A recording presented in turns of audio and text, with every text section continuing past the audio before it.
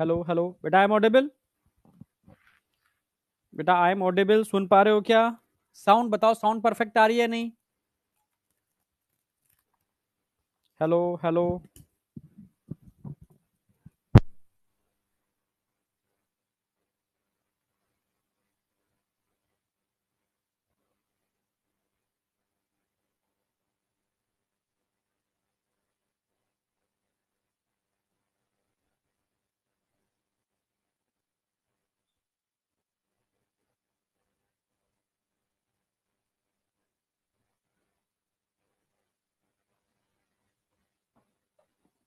हम्म,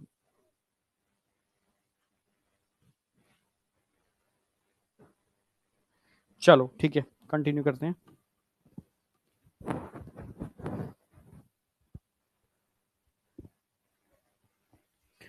hello hello बेटा, I am audible ना? हाँ, ठीक है, सब कुछ ओके है।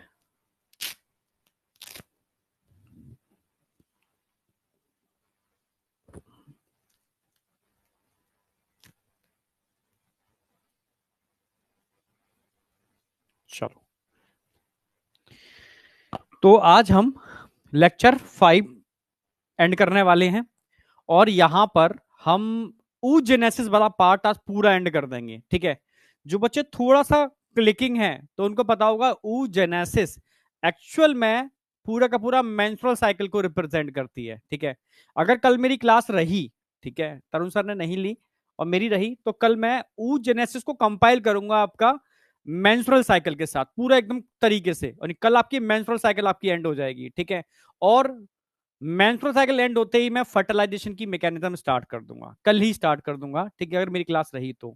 ओके, हाँ, तो एक बार मैं रिवीजन तो करा ही दूंगा पूरा। ठीक है, तो कल बेटा मैंने आपको स्पर्मेटोजेनेसिस कराया था और बोला भी था एक बार रिवाइज कराऊंगा स्पर्मेटोजेनेसिस का। ठीक है, ओके, तो आज तो खाली oogenesis ही होगा मुझे लग रहा है। oogenesis है।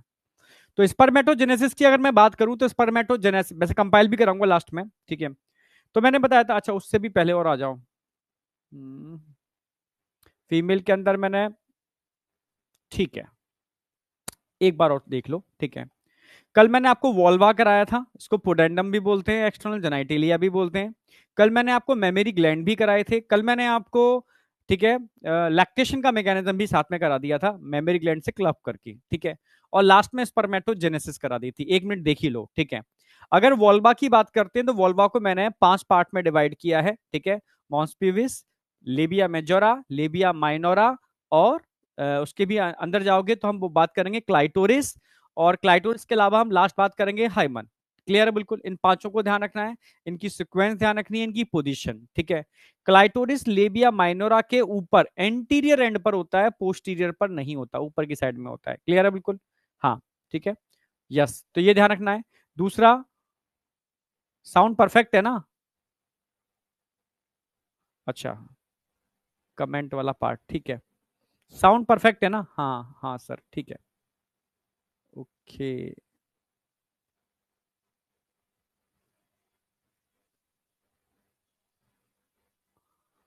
चलो, हो गई प्राइवेट भाई, डन।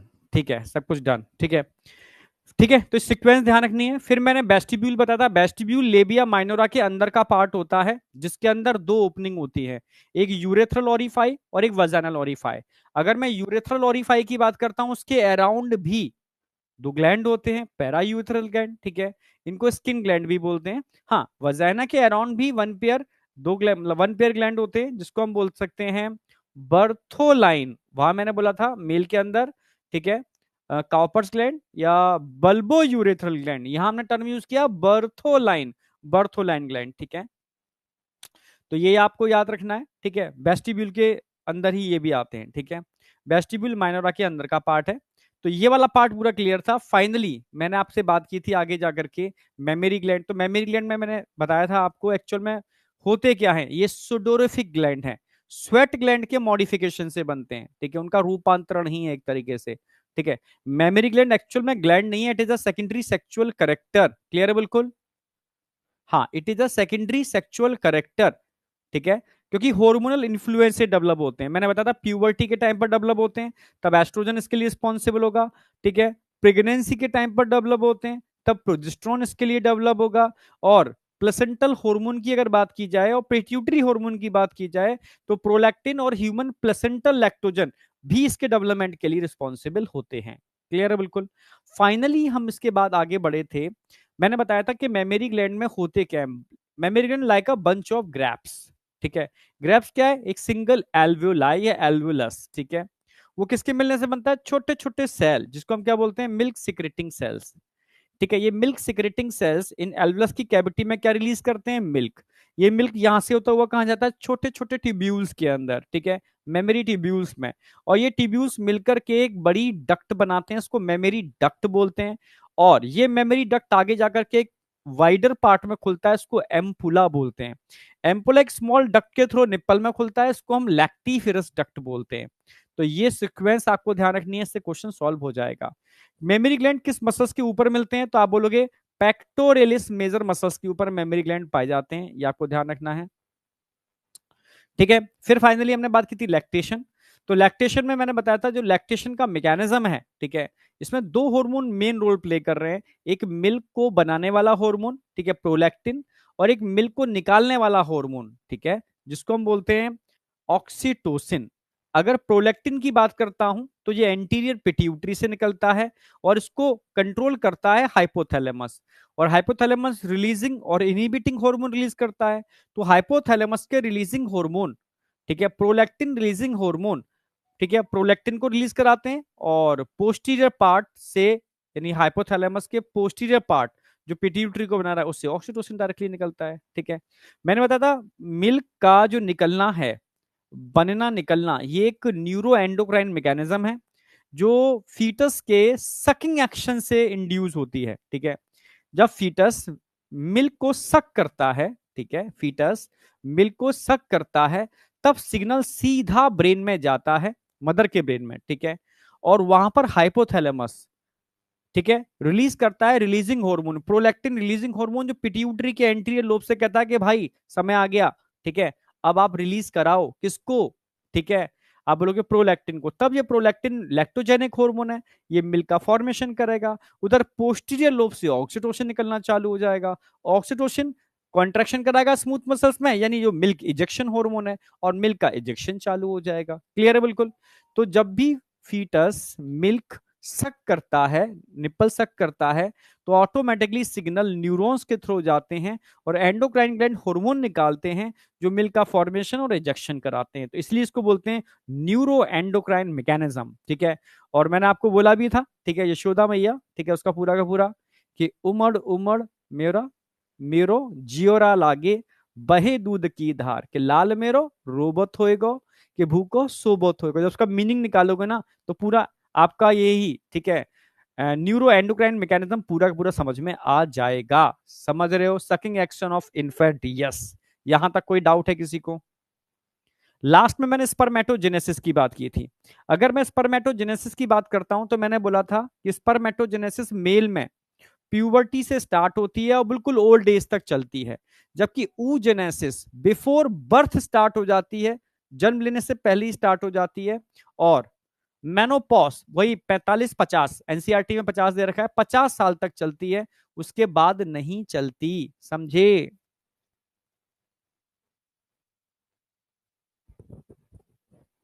आवाज ठीक है ना?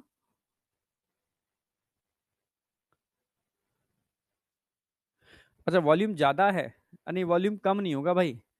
वॉल्यूम हाथ में नहीं है वो, सेटिंग होती है कोई। अगर मैंने सेटिंग छेड़ दी ना, मुझे तो आती भी नहीं है सेटिंग, खैर ठीक है, वो एनीडेक्स से करते हैं सब लोग, ठीक है। सेटिंग अब मत छिड़वाओ, सेटिंग गड़बड़ हुई ना, सब गड़बड़ हो जाएगा। अच्छा, साउंड वॉल्यूम ठीक है ना? तुम अपना वॉल्यूम कम कर लो ना।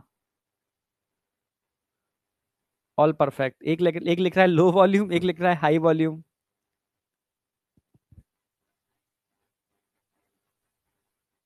हाँ यार, ये माइक के सामने एक वो था, फॉर्म थी, वो बेकार हो गई, ठीक है। अब मैं सर्च कर रहा हूँ यूट्यूब पर, अमेजोन पर, ठीक है, मिल जाते ही मैं उसको ऑर्डर कर दूंगा। तो उससे थोड़ा आवाज फिल्टर होके आती है, समझ गया, इसी की वजह से दिक्कत आ रही है, ठीक है। चलो अभी क्लास लेने के बाद मैं करता हूँ एक बार सर्च, तुरंत ही सेंड करता हूँ उसको, मंगाता हूँ, ठीक है। ओके, चलो धीरे धीरे बोलता हूं, यहां तक क्लियर है? टेंशन मत कर बेटा अनुज यादव, ठीक है, हम मैनेज करवा देंगे, ठीक है। चलो वापस आते हैं, वापस आते हैं, ठीक है। तो समझ में आ गया ऊजेनेसिस और स्पर्मेटोजेनेसिस दोनों में अंतर है। अगर मैं स्पर्मेटोजेनेसिस की बात करता हूं तो ये मतलब एक स्पर्मेटोजेनेसिस की पूरी प्रक्रिया के अंदर लगभग 2 महीने से ज्यादा 65 से 75 दिन का टाइम लग जाता है। इस पूरी फेज को दो पार्ट में डिवाइड किया है हमने।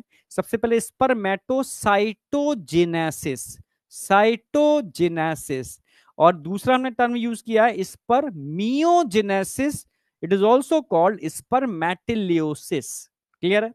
स्पर्मेटोसाइटोजेनेसिस, क्लियर है बिल्कुल, स्पर्मेटोसाइटोजेनेसिस पहला, स्पर्मियोजेनेसिस, और ठीक है इसको क्या बोल सकते हैं, स्पर्मेटिलियोसिस। अच्छा साइटोजेनेसिस में क्या होता है? साइटोजेनेसिस में साइटोप्लाज्म का डिवीजन होता है। क्लियर है बिल्कुल। मियोसिस फर्स्ट, मियोसिस सेकंड होती है, इसमें साइटोप्लाज्म डिवाइड करता है, ठीक है, और माइटोसिस भी होती है इसी के अंदर। अच्छा स्पर्मियोजेनेसिस में क्या होता है? It is also called spermateliosis, maturation of sperm, जो सबसे लॉन्गेस्ट फेज है जिसमें स्पर्मेटिड स्पर्मेटोजोआ में कन्वर्ट होता है, ठीक है। तो सबसे पहले मैंने बताया था कि टेस्टिस के अंदर मिलियंस स्पर्मेटोगोनिया कंटिन्यू डिवाइड करते रहते हैं माइटोटिक डिवीजन से, और अपने नंबर को मेंटेन करते रहते हैं। यस, अपने नंबर को मेंटेन करते रहते हैं, ठीक है। फिर जब प्यूबर्टी आती है तब जाकर के एंड्रोजन, या आप जैसे कि बच्चे ने कल पूछा भी था, एंड्रोजन को हम टेस्टोस्टेरोन भी बोल सकते हैं, एक ही बात है। टेस्टोस्टेरोन निकलता है लिडिक सेल से और निकलवाता है एलएच, ल्यूटिनाइजिंग हार्मोन।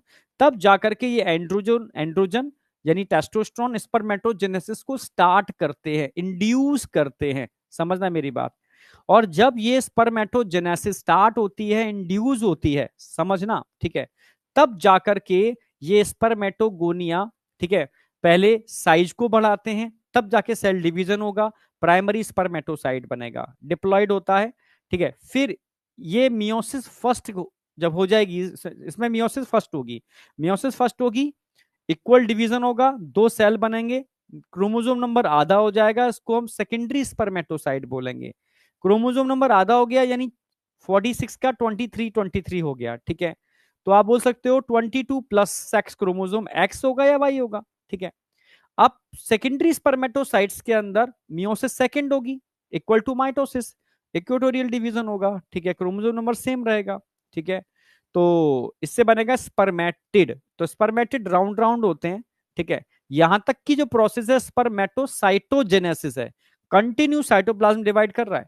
अब इसके बाद कहानी चालू होगी, ठीक है, स्पर्मियोजेनेसिस की, जिसके अंदर स्पर्म मैच्योर होगा, मैच्योरेशन ऑफ स्पर्म होगा, ठीक है, जिसके अंदर स्पर्मेटिड एक स्पेसिफिक स्ट्रक्चर में कन्वर्ट होगा, जिसमें एक्रोजोम भी लगा हुआ है, जिसमें न्यूक्लियस भी है, जिसमें नेक भी है, जिसमें दो सेंट्रियोल होते हैं, प्रॉक्सिमल डिस्टल, ठीक है। डिस्टल सेंट्रियोल के डिवीजन से आगे जाकर के एक्सियल फिलामेंट बनता है जो टेल को बनाने का काम करेगा, ठीक है। मिडिल पीस बनता है, मिडिल पीस के अराउंड स्पाइरली माइटोकॉन्ड्रिया अरेंज है, स्पाइरली माइटोकॉन्ड्रिया अरेंज है, इसलिए यही माइटोकॉन्ड्रिया मिडिल पीस में टेल को मोटिलिटी देते हैं, जिसकी वजह से ये तेजी से मूव कर पाता है। तो आप कह सकते हो पावर हाउस कौन है? मिडिल पीस, ठीक है, और टेल होती है, टेल में फिलामेंट होता है जिसमें 9+2 का अरेंजमेंट होता है, क्योंकि मोटाइल होता है। नॉन मोटाइल फिलामेंट के अंदर 9+0 का अरेंजमेंट होता है, हम साइटोलॉजी में अभी पढ़ के चुके हैं। अब मुझे बताओ यहां तक का पूरा एकदम कंसेप्ट क्लियर था? ठीक है, यहां तक कोई डाउट नहीं होना चाहिए। एक्रोजोम के अंदर हाइड्रोलिटिक एंजाइम्स होते हैं, ठीक है, हाइड्रोलिटिक एंजाइम, क्लियर है, जो मैं फर्टिलाइजेशन में पढ़ाने वाला हूं कल के लेक्चर में, मे बी कल अगर मुझे मेरा मिलता है तो, ठीक है, नहीं तो कल की जगह फिर थर्सडे को मिलेगा मुझे, ठीक है, थर्सडे को तो फिर मैं कराऊंगा ही, Thursday Friday Saturday most probably मैं चैप्टर खत्म कर दूंगा, ठीक है, थर्सडे फ्राइडे सैटरडे मैं मोस्ट प्रोबेबली चैप्टर खत्म कर दूंगा, ठीक है। फिर हम क्वेश्चन प्रैक्टिस वगैरह इसकी थोड़ी सी कर लेंगे, ठीक है। लैक्टेशन करा तो दिया भाई, लैक्टेशन ही तो कराया था मैंने। उमड़ उमड़ मेरो मेरो जियरा लागे, बहे दूध की धार, ये तो लैक्टेशन में ही तो था। कहाँ है भाई, कौन है ये? लैक्टेशन नहीं आया सर। शाहिद खान भाई, शाहिद तू सोता रहेगा तो कैसे काम चलेगा? जो सोबे सो खोबे, जो जागे सो पावे। भाई ऐसे मत सो, ठीक है, इधर आ जा। ठीक है, लैक्टेशन करा दिया पूरा, मैंने पूरी कहानी समझा दी लैक्टेशन की। ठीक है, चलो यहां तक क्लियर था। अब एकदम अलर्ट हो जाओ। ठीक है, अब oogenesis spermatogenesis में डिफरेंस भी बताऊंगा, एकदम कंसेप्चुअल। oogenesis का मतलब ही समझो एक तरीके से मेंस्ट्रुअल साइकिल, बिल्कुल कंपाइल कर दूंगा कल मैं इसको। ठीक है, तो आज बहुत तरीके से समझाना, ये सोच के समझना कि हम oogenesis के साथ साथ मेंस्ट्रुअल साइकिल भी पढ़ रहे हैं, पर एक्चुअल में कल मेंस्ट्रुअल साइकिल के संग oogenesis को कंपाइल कराऊंगा मैं। ठीक है, तो folliculogenesis, it is also called oogenesis, जहां फॉलिकल्स का डेवलपमेंट हो रहा है। ठीक है, समझ रहे हो? तो फॉलिक्यूलोजेनेसिस, तो फॉलिकल का डेवलपमेंट कहां होता है? आप बोलोगे ओवरी के अंदर होता है। तो बस अब कहानी चालू होगी ओवरी से।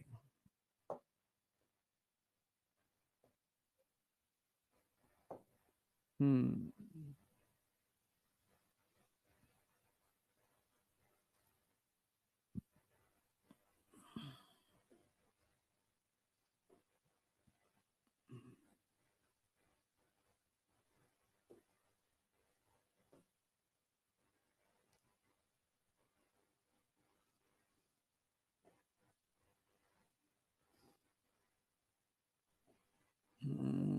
ठीक है।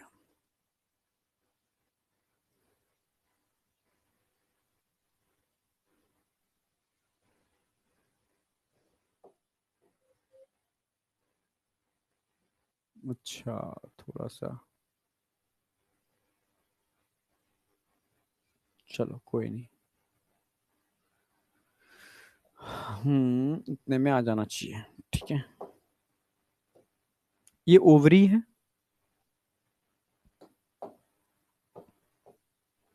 अब आ जाओ, ओवरी के अंदर अगर मैं आपसे कहूं, छोटे छोटे फॉलिकल्स होते हैं।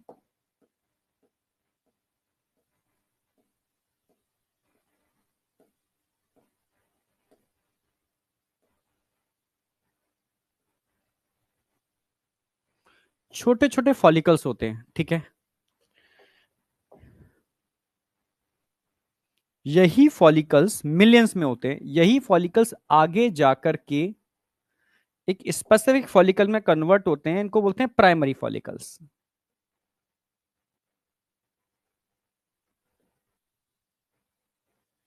प्राइमरी फॉलिकल्स, क्रोमोसोम नंबर अभी डिप्लॉयड ही होगा, क्योंकि मियोसिस अभी होती नहीं है। ठीक है, प्राइमरी फॉलिकल्स। अंतर इतना है इन दोनों फॉलिकल्स के अंदर, बता दूं मैं। ठीक है, इनको तो बोलते हैं हम प्राइमोडल फॉलिकल्स।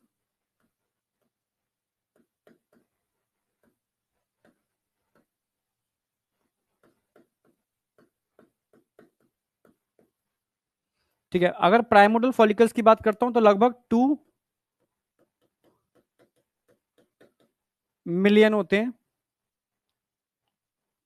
इन फीटस। तो फीटस में प्राइमोडल फॉलिकल लगभग 2 मिलियंस के आसपास होते हैं। बहुत होते हैं 2 मिलियन, समझ रहे हो? कपल ऑफ मिलियन का मतलब है 2 मिलियन। एनसीईआरटी लिख रही है कपल ऑफ मिलियन, मतलब 2 मिलियन। ठीक है, इनको बोलते हैं प्राइमोडल फॉलिकल। Primordial follicle. अब क्या होता है at the time of puberty,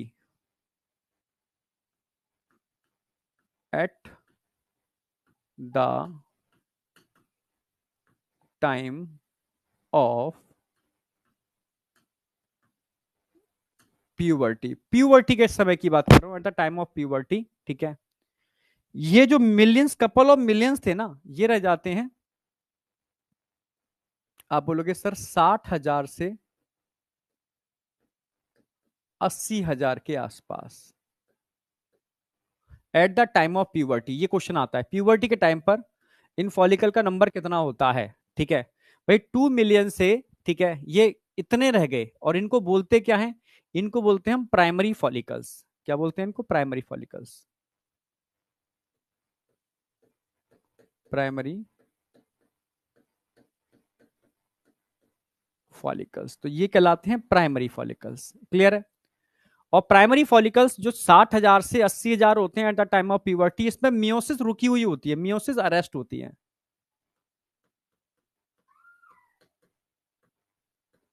meiosis arrest in prophase first.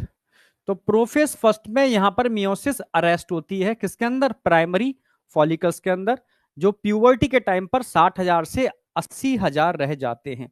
Sir बाद बाकी के कहां गए? फीटस में तो मिलियंस में थे, यस, यहां मिलियन से ये इतने रह गए, तो बाद बाकी कहां गए? डी जनरेशन हो गया। बाद बाकी कहां गए इनका? डी मिलियन से कितने रह गए? 60,000 के आसपास रह गए। तो बाद बाकी क्या हो गया? डी जनरेशन ऑफ फॉलिकल्स हो गया। डी जनरेशन ऑफ फॉलिकल्स समझना, इसको बोलते हैं एट्रेसिया। क्या हो गया ये? एट्रेसिया। एट्रेसिया हो गया, यानी D generation of follicle. D generation, degeneration का मतलब है टूट जाना। यानी जन्म से पहले फीटस के अंदर nature couple of million follicle बना देती है, एक बार में बन गए। लो भाई इकट्ठा तुम्हें इतना रुपए दे दिया, ठीक है, अब तुम देखो, तुम्हें अपना पूरा जीवन यापन करना है इतने में, ठीक है, पर मैं एक बटन भी चालू कर रहा हूं, ठीक है, तुम चाहे इसको यूज करो या नहीं करो, पर डे इतना खर्च होता रहेगा, पर डे इतना अपने आप गायब होता रहेगा। आप समझ रहे हो? ये सिस्टम है उसका। मैंने इतना दिया है आपको कि समझ रहे हो ना, अपना पूरा जीवन यूज कर लो, ठीक है, तब भी पर डे गायब होता रहेगा, तब भी ये कम से कम 50 साल तक चलेगा। ठीक है भाई, फीमेल्स को जन्म से पहले फीटस को ही लगभग 2 मिलियन हमने क्या दे दिए? प्राइमोडल फॉलिकल दे दिए, ठीक है। यही प्राइमोडल फॉलिकल आगे जाकर के प्राइमरी फॉलिकल कहलाते हैं, जिसमें मियोसिस अरेस्ट होती है प्रोफेज फर्स्ट में, ठीक है। मिलियन से मात्र 60 से 80,000 रह जाते हैं, क्योंकि कंटिन्यू इनका डीजनरेशन चालू हो जाता है बनने के बाद। Button on. और ये डीजनरेशन यही नहीं रुकता, ये डीजनरेशन मेनोपॉज, मेनोपॉज तक कंटिन्यू रहता है, मेनोपॉज तक कंटिन्यू रहता है। और मेनोपॉज पर पहुंच करके वही 50 साल वाली उम्र, पूरी ओवली इन फॉलिकल से खाली हो जाती है, ओवरी के अंदर एक भी फॉलिकल नहीं बचता।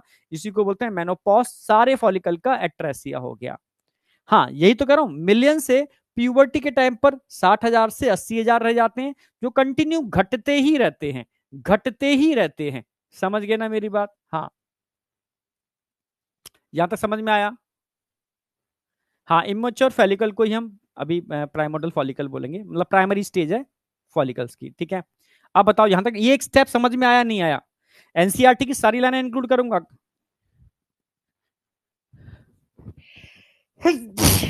सॉरी, आवाज इतनी तेज आ रही है, छींक आ रही होगी तो वो भी कान फट रहे होंगे, ठीक है, दूर कर लिया करना, ठीक है। हाँ चलो, यहां तक क्लियर है। अब मैं आगे बढ़ूंगा बहुत स्टेप बाय स्टेप। प्यूबर्टी आ चुकी है, ठीक है, परिपक्वता आ चुकी है, ठीक है, अब बारी आती है आगे बढ़ने की। अब ये प्राइमरी फॉलिकल, भाई ये तो एट्रेसी तो चल रहा है, चलता रहेगा, डिजनरेशन तो चलता रहेगा, degeneration of follicle,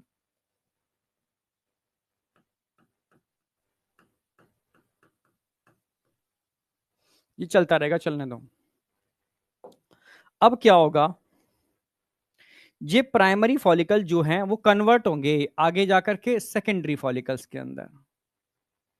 secondary follicle primary follicle से थोड़ा बड़ा होता है, नो डाउट बड़ा तो होगा ही ना,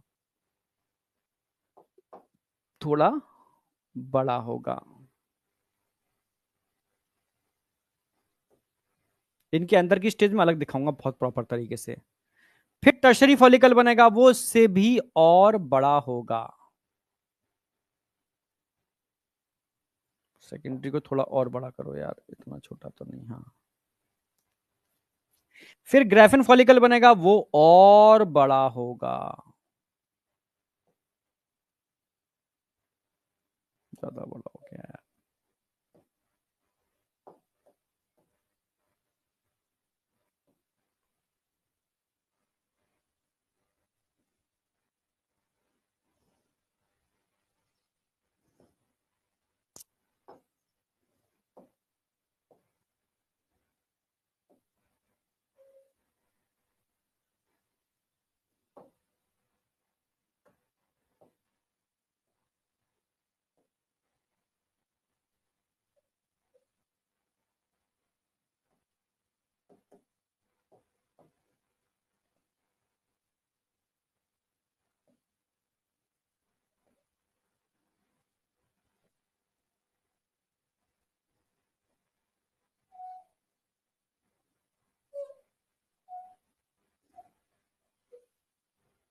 अब ठीक है। डायग्राम बहुत अच्छा सा बनाने की कोशिश करूंगा।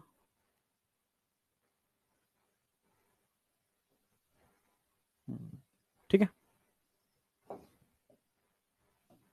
ये डिप्लॉयड होगा, ये डिप्लॉयड होगा, ये हिप्लॉयड होगा, ये भी हिप्लॉयड होगा।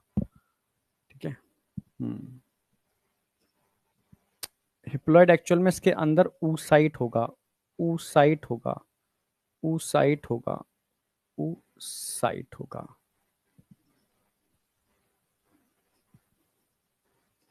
ये हेप्लॉइड ऊ साइट यहां से निकल रहा है।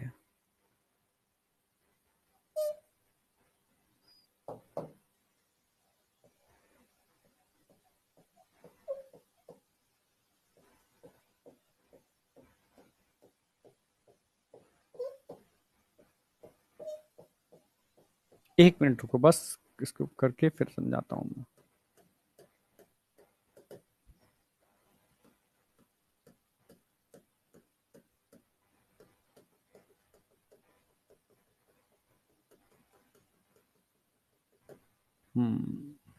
ठीक है, तो अब क्या होगा, अब देखो, अब समझ में आएगा आपको।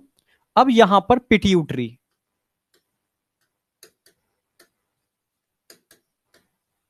पूरा पिक्चर की तरह समझाऊंगा एग्जैक्ट में हो क्या रहा है। पिट्यूटरी एक हार्मोन निकाल रही है। कौन सा हार्मोन निकाल रही है? फॉलिकल को स्टिमुलेट करने वाला फॉलिकल स्टिमुलेटिंग हार्मोन। ये फॉलिकल स्टिमुलेटिंग हार्मोन इन फॉलिकल को, इन प्राइमरी फॉलिकल से कहता है कि भाई समय आ गया, अब तुम आगे बढ़ो और मैच्योर हो। तब प्राइमरी फॉलिकल कन्वर्ट होंगे आपके सेकेंडरी फॉलिकल्स के अंदर, सेकेंडरी फॉलिकल्स के अंदर, टर्शरी फॉलिकल्स के अंदर और ग्राफिन फॉलिकल्स के अंदर। Secondary follicles, tertiary follicles and Graafian follicles.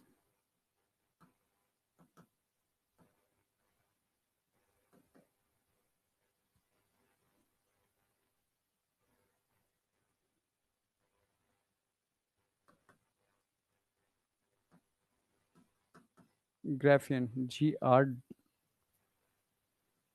Graphene follicles.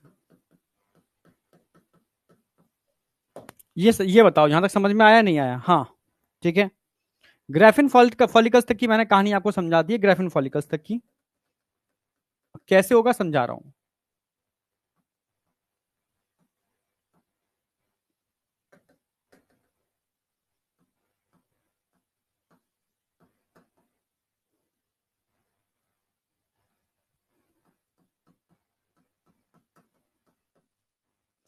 अब हो क्या रहा है यहां पर, ठीक है। ये तो बने हुए हैं, बने रहने दो, ठीक है। पिट्यूटरी से प्यूबर्टी के टाइम पर, ठीक है, pituitary at the time of puberty, puberty, puberty के टाइम पर एफएसएस निकलता है, follicle stimulating hormone, follicle stimulating hormone in primary follicle को स्टिमुलेट करता है कि भाई आगे मैच्योर हो। डेवलपमेंट ऑफ फॉलिकल स्टार्ट हो जाता है, ठीक है। ये डेवलपमेंट ऑफ फॉलिकल चल रहा है, डेवलपमेंट ऑफ फॉलिकल चल रहा है।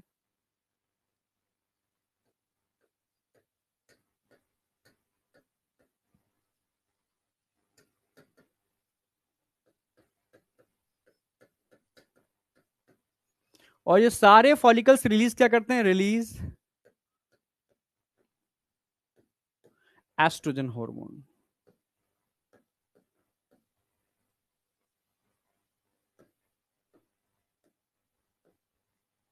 अब बताओ मुझे, ये बेसिक समझ में आया? ये ओवरी का स्ट्रक्चर दिखा रखा है मैंने, ओवरी, ठीक है, ये ओवरी है।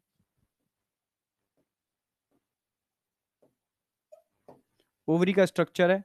ओवरी में ये प्राइमोडल फॉलिकल्स हैं, प्राइमरी फॉलिकल्स हैं, सेकेंडरी फॉलिकल है, टर्शरी फॉलिकल है, ग्राफिन फॉलिकल है, ठीक है।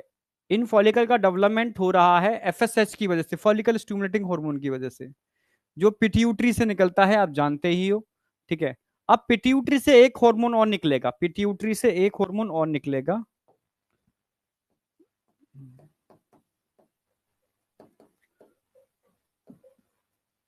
इसको बोलते हैं luteinizing hormone, LH, luteinizing hormone. और ये ल्यूटिनाइजिंग हार्मोन क्या काम करा देगा? ओव्यूल्यूशन। ओव्यूल्यूशन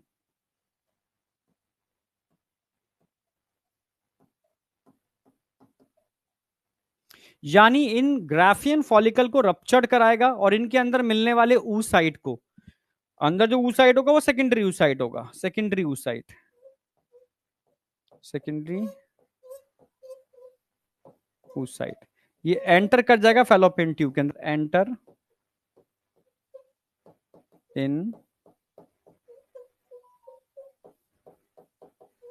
फैलोपियन ट्यूब। तो फैलोपियन ट्यूब में ये एंटर कर जाएगा, कौन? Secondary oocyte। अब बचेगा क्या अंदर?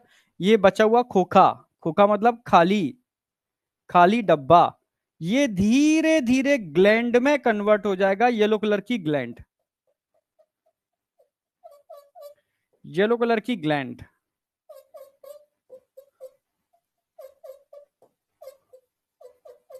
करेगा कौन भाई? कौन करने वाला है यहां पर? LH, luteinizing hormone. यही एलएच, ल्यूटिनाइजिंग हार्मोन, जब तक इसका लेवल बढ़ा हुआ है तब तक कोई दिक्कत नहीं है, ये कॉर्पस ल्यूटियम बनाएगा, corpus luteum.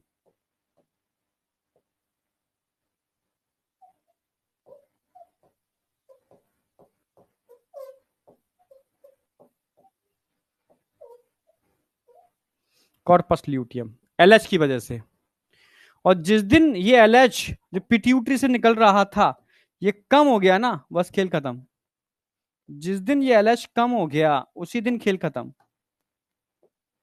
Luteinizing hormone pituitary से निकल रहा है, कम तो होगा ना एक दिन, कम हुआ, वैसे ही ये एक छोटी सी व्हाइट बॉडी बन जाएगी, इसको बोलते हैं कॉर्पस एल्बाइकेंस।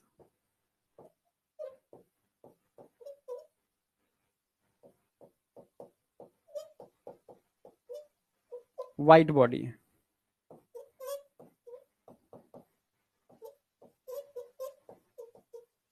ये ओवरी के अंदर स्टेज चल रही है, बहुत पिक्चर की तरह समझना, बिल्कुल पिक्चराइज करने की कोशिश कर रहा हूं मैं, ठीक है। जन्म लेने से पहले फीटस में 2 मिलियन क्या थे? ठीक है, प्राइमोडल फॉलिकल्स थे, पर बनते ही इनका ब्रेकडाउन चालू हो जाता है, एट्रेसिया स्टार्ट हो जाता है। प्यूबर्टी तक पहुंचते पहुंचते ये लगभग 60,000 से 80,000 रह जाते हैं, इनको प्राइमरी फॉलिकल्स बोलते हैं, जिनमें मियोसिस रुकी हुई थी प्रोफेज फर्स्ट में। मियोसिस अरेस्ट है इन प्रोफेज फर्स्ट, ये ध्यान रखना है, अरेस्ट है। पर जैसी प्यूबर्टी आती है और पिट्यूटरी से फॉलिकल स्टूमुलेटिंग हार्मोन निकलता है, वो इन फॉलिकल को स्टूमुलेट करता है कि भाई मैच्योर हो, समय आ गया, मैच्योरेशन का समय आ गया। तब यही follicle primary follicle, secondary follicle, tertiary follicle, graphene follicle में कन्वर्ट होते हैं, primary secondary tertiary graphene follicle में कन्वर्ट होते हैं, समझना मेरी बात। और फाइनली ये ग्राफिन फॉलिकल जब साइज बड़ा कर लेता है तब जाकर के ना सारे फॉलिकल से क्या निकल रहा है? Estrogen. It is a development of follicle, कौन करा रहा है? एफएसएच, ठीक है। तब जब ग्राफिन फॉलिकल बन जाता है, पिट्यूटरी से ल्यूटिनाइजिंग हार्मोन निकलता है जो इस ग्राफिन फॉलिकल को रप्चर कराता है, सेकेंडरी oocyte बाहर निकल जाता है फैलोपियन ट्यूब में, अब बचा हुआ पार्ट एक ग्लैंड में कन्वर्ट हो जाता है इस ल्यूटिनाइजिंग हार्मोन की वजह से, इसको कॉर्पस ल्यूटियम बोलते हैं। जब तक एलएच बढ़ा हुआ है ये मेंटेन है, ये कम हुआ ये भी डीजनरेट कर गया, बन गया कॉर्पस एल्बाइकेंस, ठीक है। डीजनरेटेड व्हाइट बॉडी होती है और luteum act as endocrine gland.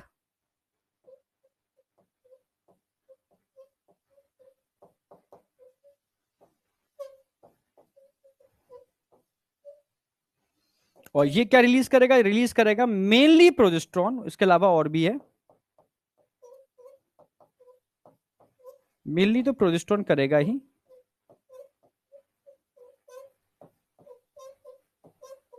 पर इसके अलावा एस्ट्रोजन भी रिलीज करता है, एटसेट्रा, इनिबिन वगैरह सब आगे बताऊंगा मैं, ठीक है, एटसेट्रा, ठीक है। तो अब ये बताओ ये कहानी समझ में आई या नहीं आई? अब आपको ये अभी नहीं पता कि sir primary follicle, secondary follicle, tertiary follicle, graphene follicle के अंदर अंतर क्या होता है? सर इनके अंदर oocyte होते हैं, इनके अंदर oocyte होते हैं, इनमें क्या अंतर होता है? ठीक है, प्राइमरी फॉलिकल और सेकेंडरी फॉलिकल के अंदर जो oocyte मिल रहा है इसको आप प्राइमरी प्राइमरी oocyte बोलोगे, ठीक है। टर्शरी और ग्राफिन फॉलिकल के अंदर oocyte मिल रहा है, इसको आप सेकेंडरी सेकेंडरी oocyte बोलोगे। कैसे क्या पूरा डिटेल समझाऊंगा आपको, ठीक है। ये डिटेल में समझाऊंगा इन सारे फॉलिकल की एक एक स्टेज को। पर मैंने इस डायग्राम में भी पूरा का पूरा एक्सप्लेन करने की कोशिश की है, पूरा पिक्चराइज करने की कोशिश की है। ये तो बेसिक पिक्चर समझ में आई या नहीं आई, बेसिक पिक्चर, फिर मैं आगे बढ़ूंगा।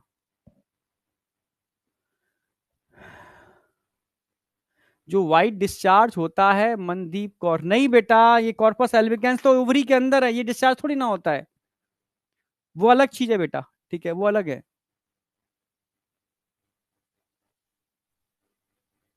कॉर्पस एल्बिकेंस डिजेनरेट होता है तब, यस, कॉर्पस एल्बिकेंस जब बनेगा उसका मतलब समझ लो कि अब मेंस्ट्रुअल का टाइम आ गया। हाँ, कुंदन कुमार सर फिर से रिपीट कर दो, कर दूंगा, टेंशन मत ले। मेल से कंपैरिजन, अब भाई मेल में थोड़ी ना मेंस्ट्रुअल साइकिल चलेगी, तो मेल से कंपैरिजन करवा रहा है। मेल में तो oogenesis कंप्लीट कंपैरिजन करूंगा लास्ट में, अभी तो पहले ये स्टेज समझ, एक एक चीज समझ, फिर मैं कंपैरिजन करूंगा लास्ट में।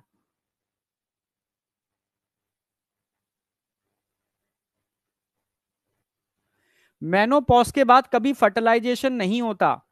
फीमेल को अगर मदर बनना होगा तो मेनोपॉज से पहले, जबकि मेडिकल साइंस कहती है कि 35 साल तक बन जाओ मां, उसके बाद फिर एबनॉर्मल बेबी होने की प्रोबेबिलिटी बढ़ जाती है 35 ईयर के बाद, ठीक है। बनने को तो लोग 50 साल पर भी बन रहे हैं, बट समझ रहे हो ना मेरी बात, उसकी बात नहीं कर रहा मैं, रेयर केस, बट ठीक है, जो साइंस है वो कहती है 35 ईयर। एक जमाने के अंदर ये उम्र 28 साल हुआ करती थी मैक्स, ठीक है, जो बढ़ बढ़ के खिसका खिसका के अब 35 पहुंचा दिया लोगों ने। और पुराने टाइम पर तो ये 18-20 साल हुआ करती थी, 21 साल फीमेल की।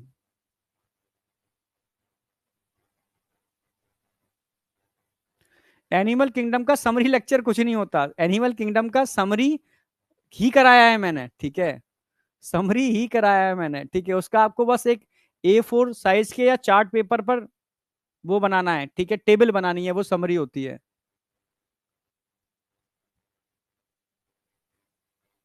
चलो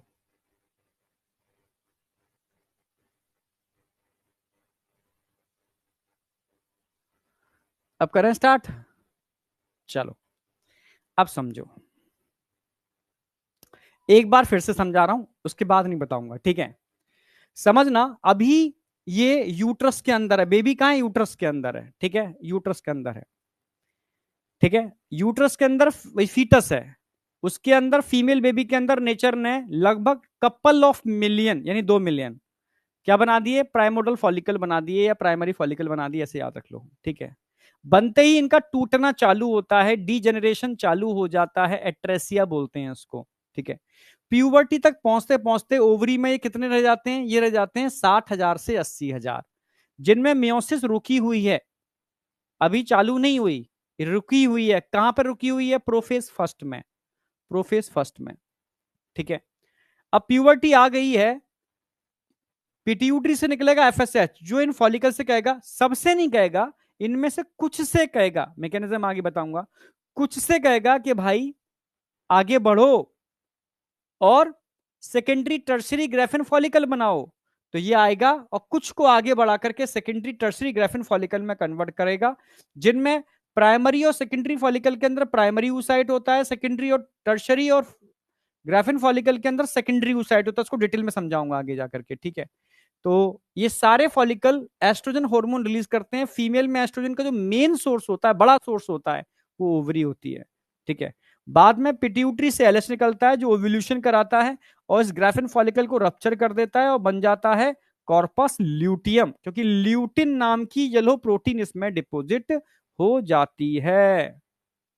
समझ रहे हो, उसमें ल्यूटिन प्रोटीन होती है, ल्यूटिन।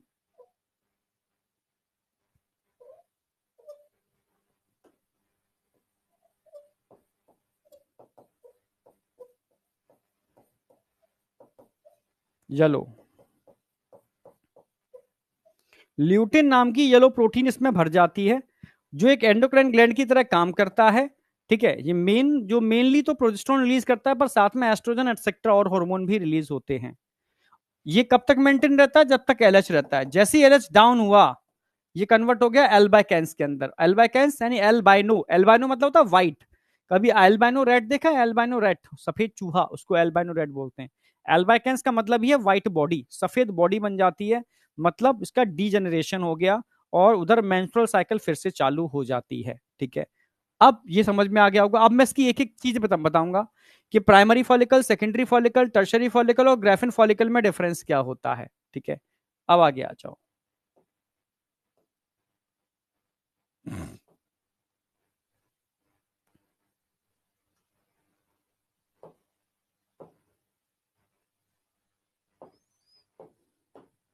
अब आ जाओ। सबसे पहले मैं बात करूंगा प्राइमरी फॉलिकल की।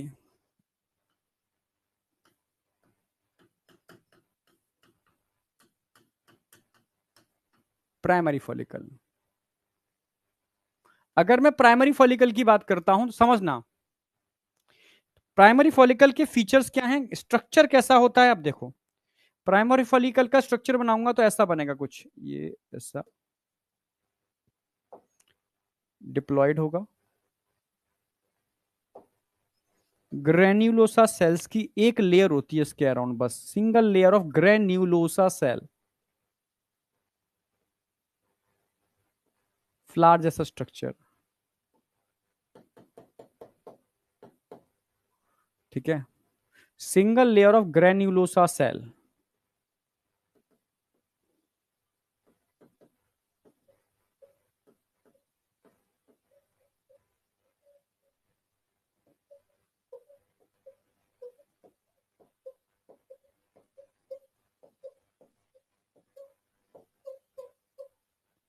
Single layer of granulosa cells, granulosa cells की एक सिंगल लेयर होती है। और अंदर क्या होता है? ये है प्राइमरी ऊसाइट। ये क्या है? Primary oocyte, primary oocyte. इसमें क्या है? मियोसिस क्या है? रुकी हुई है।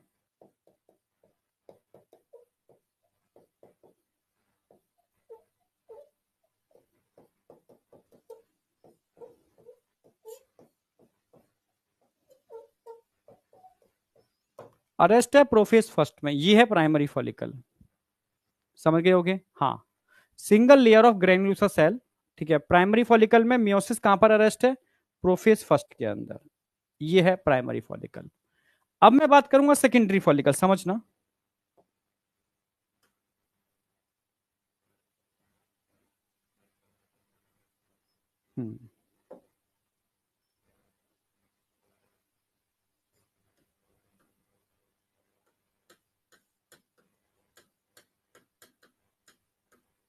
सेकेंडरी फॉलिकल, क्या डिफरेंस होता है प्राइमरी और सेकेंडरी के अंदर?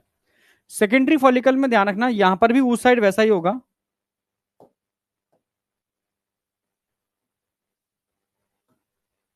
अभी भी डिप्लॉयड है। हाँ, अंतर इतना है, अब ग्रेन्युलोसा सेल की एक लेयर की जगह multi layer of granulosa cell होंगे, multi layer of granulosa cell, बस ये अंतर आ गया।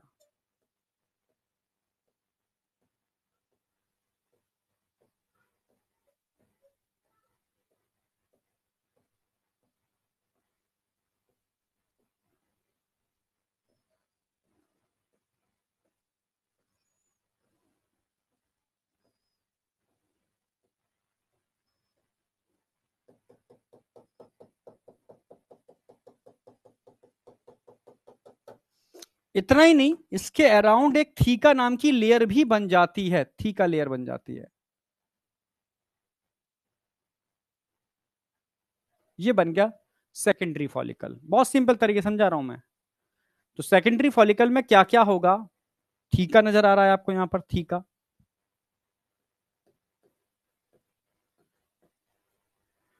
Multi layer of granulosa cell,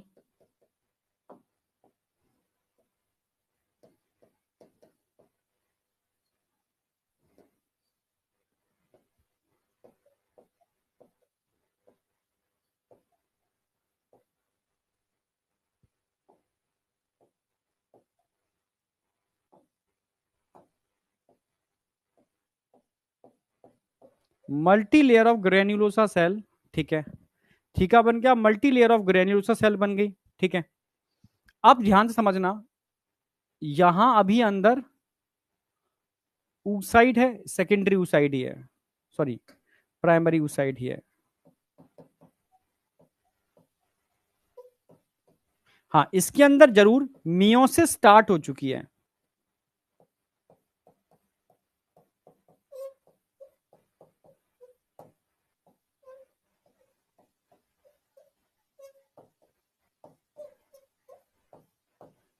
become start, ठीक है। ये है इसका सेकेंडरी फॉलिकल। तो सेकेंडरी फॉलिकल की फीचर्स सिर्फ 3 ध्यान रखने हैं आपको।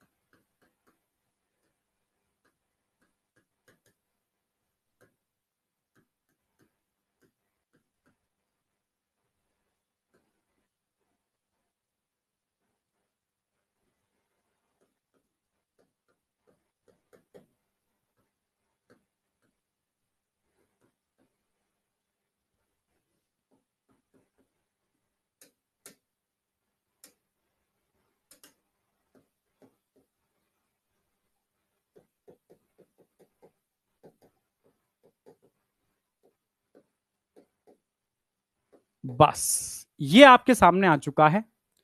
प्राइमरी फॉलिकल और सेकेंडरी फॉलिकल में अंतर क्या होता है, आप जिंदगी में भूलोगे नहीं। हाँ, यहां तक बताओ। अभी बताऊंगा ऊगोनियम क्या है, पहले ये समझो, यहां तक समझ में आया नहीं आया। प्राइमरी फॉलिकल और सेकेंडरी फॉलिकल जो ओवरी में होते हैं, उनमें अंतर क्या है ये बताओ पहले।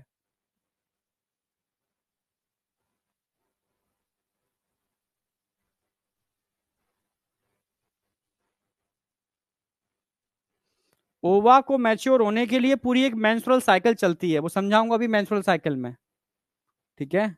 जयदीप, यहां तक बताओ। हाँ समझ गए सर, यस सर, ठीक है। कमेंट जरूर लिख दिया करो। दो बातें समझ में आ गई, प्राइमरी फॉलिकल सेकेंडरी फॉलिकल में अंतर क्या है। अब मैं बात करूंगा टर्शरी फॉलिकल और ग्राफिन फॉलिकल में अंतर क्या है। टर्शरी फॉलिकल, अब ग्राफिन फॉलिकल में अंतर क्या है, इसी से कंसेप्ट बनेंगे आपके अच्छे वाले।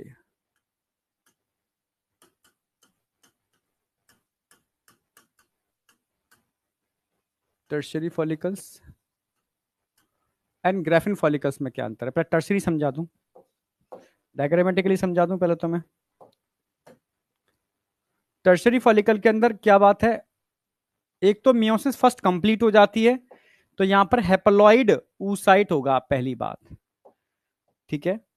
दूसरा ध्यान रखना है, थीका जो लेयर थी, थीका जो लेयर थी,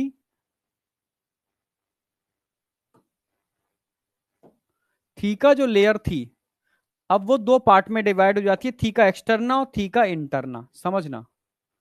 theca externa and theca interna, ये दूसरा चेंज आ गया इसके अंदर।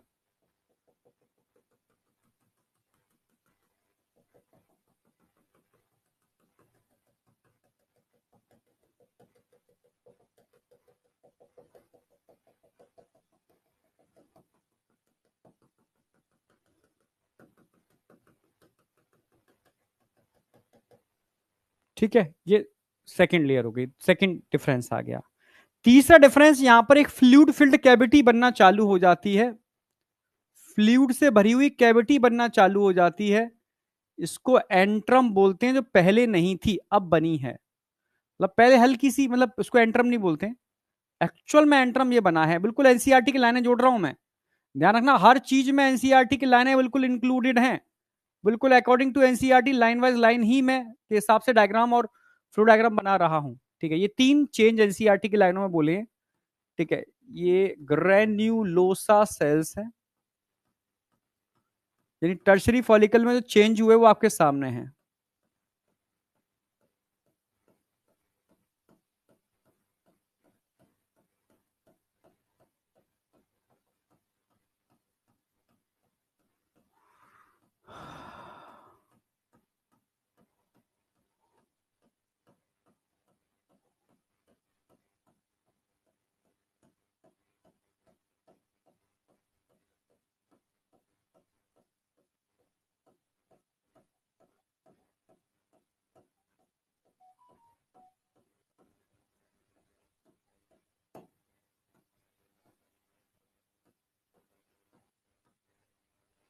ये आ गया, ये एक्चुअल में एग्जैक्ट स्ट्रक्चर आ गया। अब तीन चीजें नजर आ रही होंगी आपको, ठीक है। यहां पर थी का दो लेयर हैं, थी का एक्सटर्ना और थी का इंटरना। थी का एक्सटर्ना, थी का इंटरना।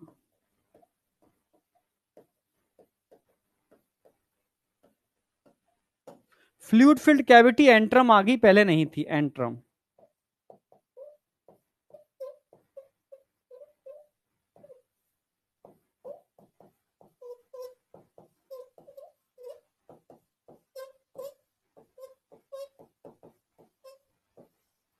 ठीक है।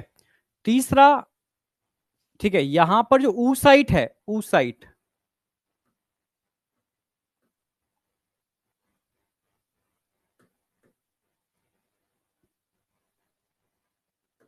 ऊ साइट जो डिप्लॉयड था, डिप्लॉयड, इसमें मियोसिस फर्स्ट कंप्लीट होती है, एक हिप्लॉयड सेल बनती है और एक छोटी सी पोलर बॉडी का फॉर्मेशन होता है। Meiosis first, first polar body बन गया।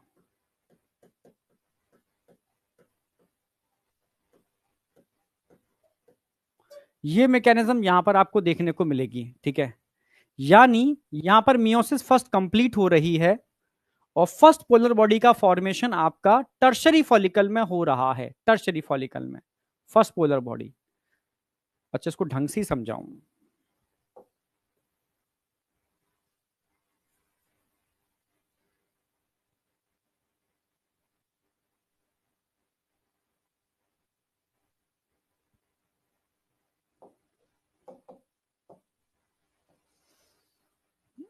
इतने में आ जाना चाहिए।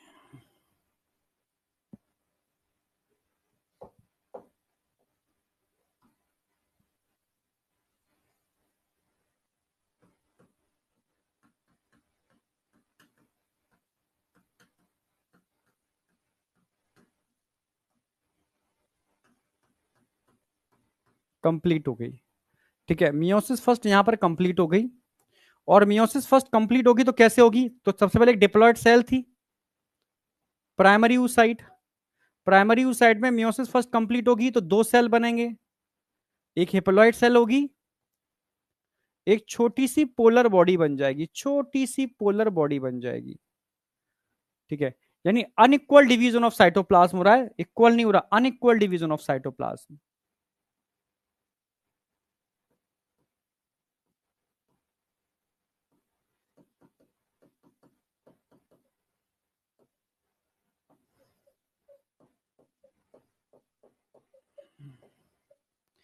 अनइक्वल डिवीजन ऑफ साइटोप्लाज्म हो रहा है, ठीक है।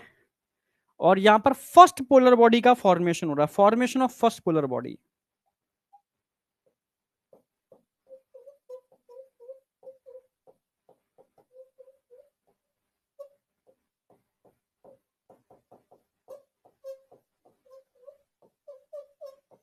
पहली पोलर बॉडी बनती है। सर पोलर बॉडी क्या होती है? यस, पोलर बॉडी कुछ भी नहीं होती है। जब दो सेल को आप डिवाइड करते हो, एक को ज्यादा साइटोप्लाज्म दे देते हो, एक को कम साइटोप्लाज्म देते हो, तो जो ज्यादा साइटोप्लाज्म वाली सेल है, क्योंकि अनइक्वल डिवीजन ऑफ साइटोप्लाज्म हुआ है, तो वो तो एक सेल की तरह बिहेव करेगी।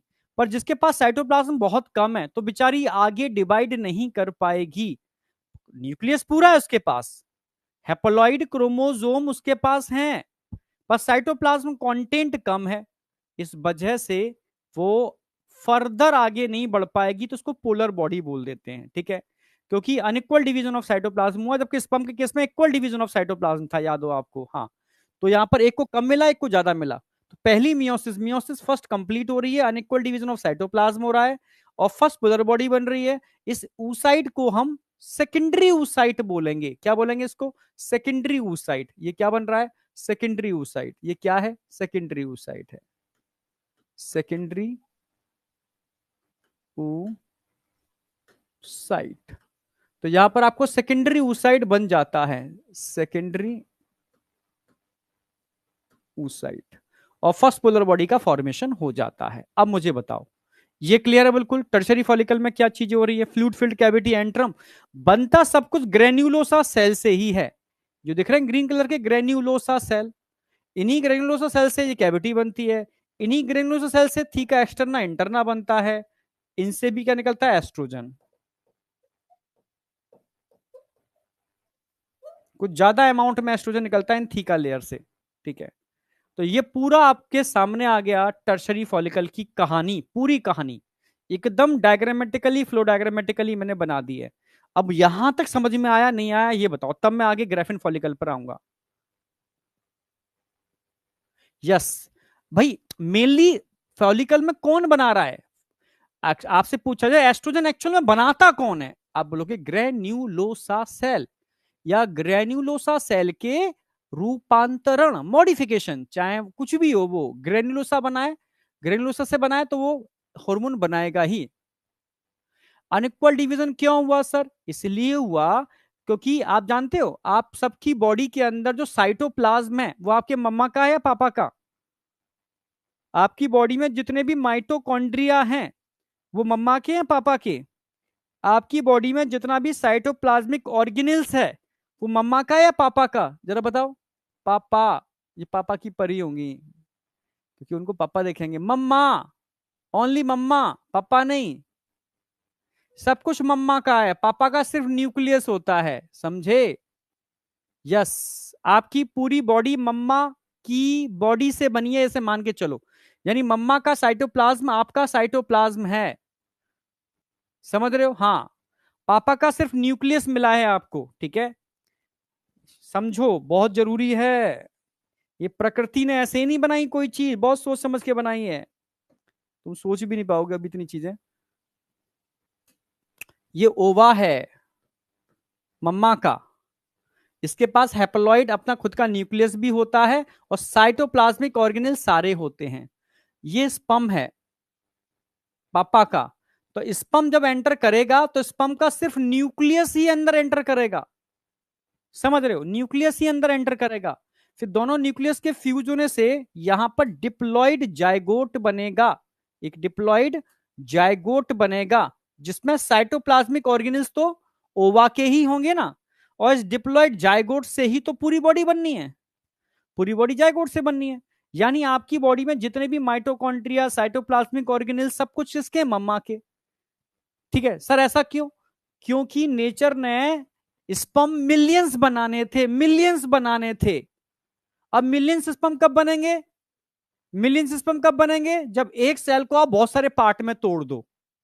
जब एक सेल को बहुत सारे पार्ट में तोड़ोगे तो नो डाउट साइटोप्लाज्म सबको थोड़ा थोड़ा मिलेगा। तो स्पर्म ने कहा यार ये तो पार्सलिटी है, आपने हमें स्पर्म समझ के साइटोप्लाज्म इतना कम क्यों दे दिया। तब नेचर ने कहा कि तुम्हारी जरूरत बहुत ज्यादा है, नंबर में मिलियंस चाहिए, वहां पर एक अकेला ओवा को ब्रेक करना है तो मिलियंस स्पर्म की जरूरत पड़ती है, समझना।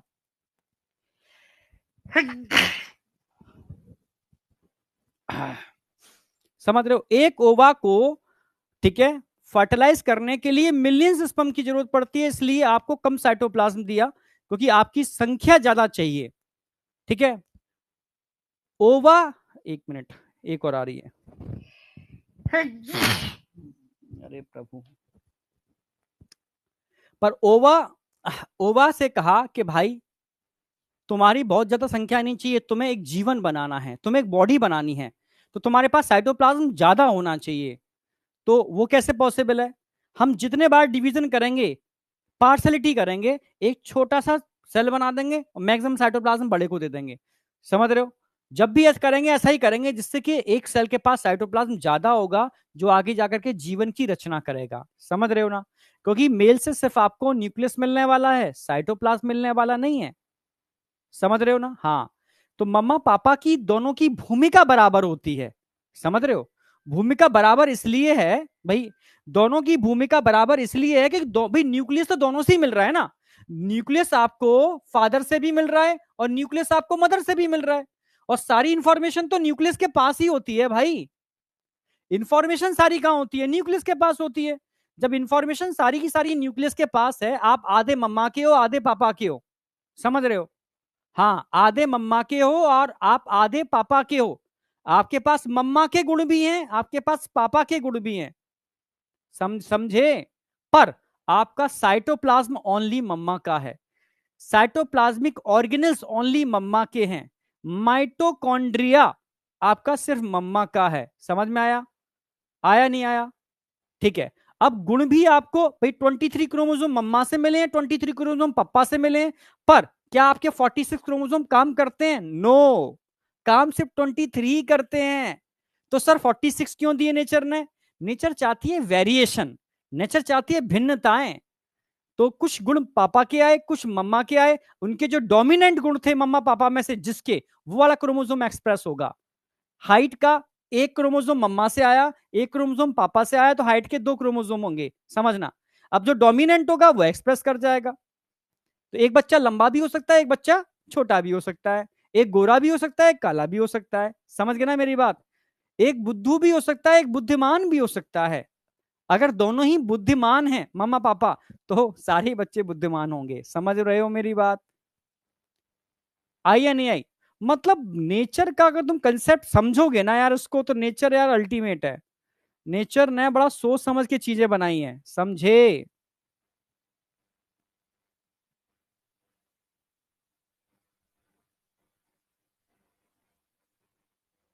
समझे या नहीं समझे? बहुत सारी चीजें हैं, ठीक है।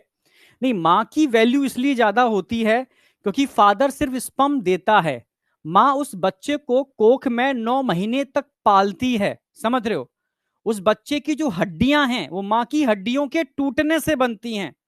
उस बच्चे का भाई बॉडी, जो भी बॉडी का विकास हो रहा है, न्यूट्रिएंट कहां से आ रहे हैं? मदर से आ रहे हैं। स्पेशली बोन की बात की जाए तो इतना बड़ा पूरा ढांचा बन जाता है, कहां से बनेगा?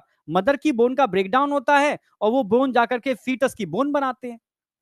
इसलिए माँ का रोल बहुत ज्यादा है, क्योंकि माँ ने कष्ट सहन किए हैं।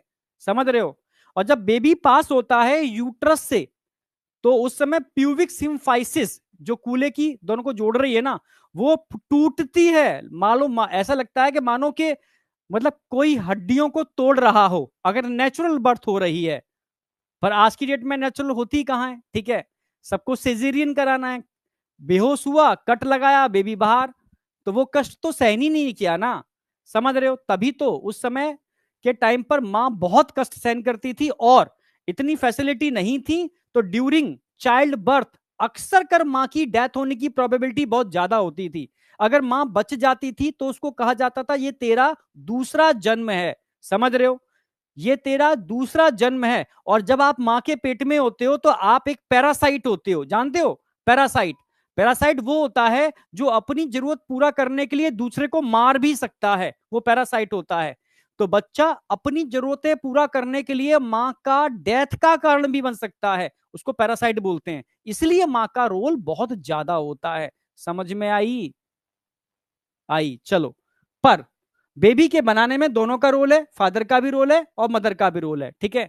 बच्चे को जन्म देने के अंदर मां का रोल है, और बच्चे के लालन पालन पोषण, ठीक है, आगे उसकी फ्यूचर का डिसाइड करने में पिता का रोल है। तो एक्चुअल में दोनों का ही रोल होता है भाई, ठीक है। इसलिए नहीं बोल रहा मैं पिता हूं, ठीक है, इसलिए बोल रहा हूं रिस्पॉन्सिबिलिटी दोनों की होती है। समझ रहे हो? तभी जाकर के आप इस लायक बन पाते हो कि आज बड़े बड़े डॉक्टर मेडिकल की तैयारी कर रहे हो और एक बड़ी बड़ी जगह पहुंचोगे। समझे? चलो। पर हाँ, मदर बहुत स्ट्रांग होती है। क्यों? क्योंकि मैं कलयुग की बात नहीं कर रहा, बट क्योंकि वो कई फेज जीती है। पहले वो, समझ रहे हो, बच्चों की तरह जीती है, फिर वो पत्नी की तरह जीती है, फिर वो मां की तरह जीती है। समझ रहे हो ना? बहुत सारी फेज है उसकी लाइफ के अंदर, ठीक है। और चीजें बहुत सारी हैं, ठीक है, जो जो मतलब किसी और को नहीं मिल सकते इतने कष्ट, ठीक है। वेरिएशन है बहुत सारी, ठीक है। इसलिए मां का ऋण नहीं चुकाया जा सकता। समझ में आया नहीं आया? वापस आ जाओ। तो ये सारे कंसेप्ट क्लियर हो चुके होंगे। बात छेड़ दी तुमने, कोई नहीं। अब बात करूंगा मैं टर्शरी फॉलिकल के बाद ग्राफियन फॉलिकल, लास्ट।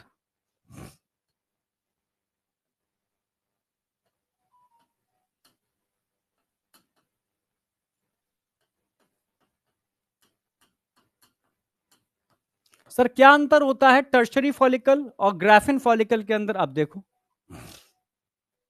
अगर ग्राफिन फॉलिकल की बात करूंगा तो साइज उसका पहले से भी बढ़ जाता है। यस, साइज पहले से भी बढ़ जाएगा, बड़ा साइज हो जाता है ग्राफिन फॉलिकल का, ठीक है। ठीका तो दो पार्ट में टूट ही चुका था, तो कोई नई बात नहीं है इसके अंदर, नई बात पर फोकस ज्यादा करूंगा मैं। हाँ, पहले भी हेप्लॉइड था, अब भी हेप्लॉइड है, पहले भी हेप्लॉइड था, अब भी हेप्लॉइड है, हेप्लॉइड कंडीशन बन चुकी है इसके अंदर। पर पहले मियोसिस फर्स्ट कंप्लीट हुई थी, अब यहां मियोसिस सेकंड रुक जाएगी, मेटाफेज सेकंड में समझाता हूं। एंट्रम का साइज बहुत बढ़ जाता है और एक खास बंच ऑफ सेल बन जाता है, इसको क्यूमुलस ओफोरस बोलते हैं।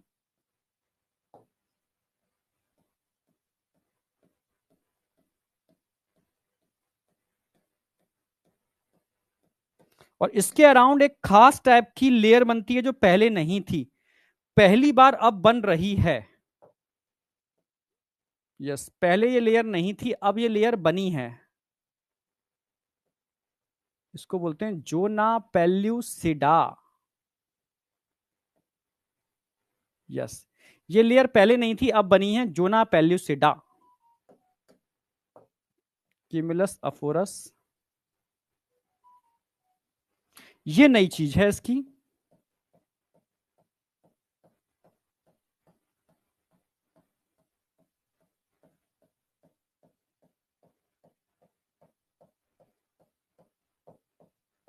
अब फ्लूइड फिल्ड कैविटी एंट्रम का साइज बहुत ज्यादा बढ़ चुका है, बहुत बड़ा एंट्रम हो चुका है जो पहले नहीं था।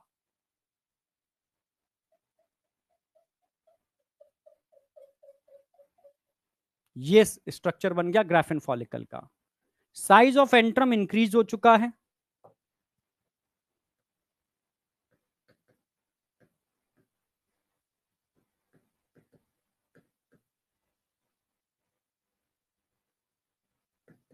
साइज ऑफ एंट्रम बढ़ चुका है।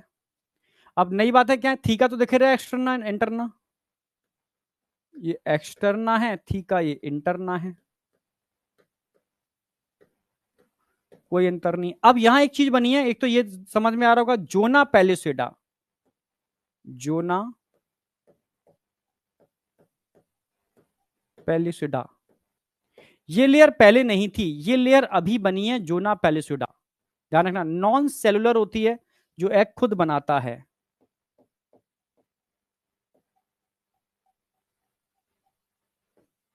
और एक स्ट्रक्चर बनता है क्यूमुलस ओफोरस।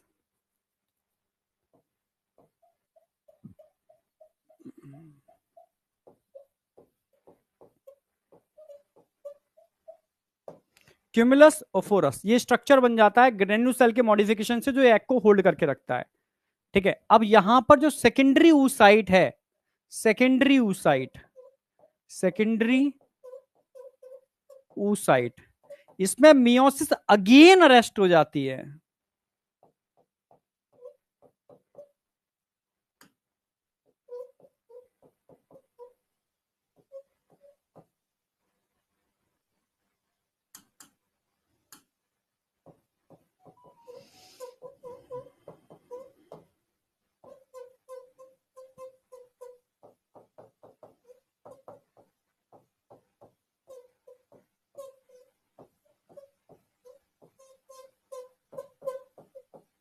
ये कंप्लीट कहानी आ गई आपके सामने।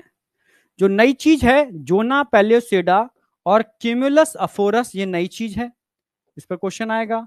और सेकेंडरी ऊसाइड में मियोसिस अगेन अरेस्ट हो रही है, एक यहां क्वेश्चन आएगा।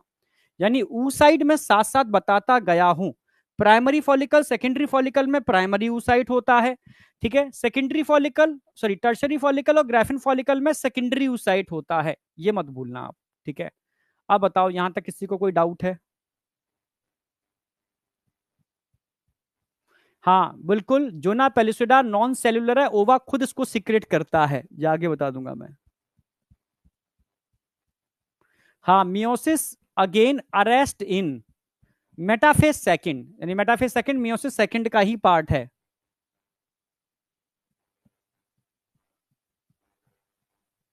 माता देवो भव पितृ देवो भव, एक्चुअल में ये सही लिख रहा है बेटा, कौन कौन है, जयदीप। क्यूमुलस क्या होता है मोहित बेटा? Cumulus is a bunch of cell.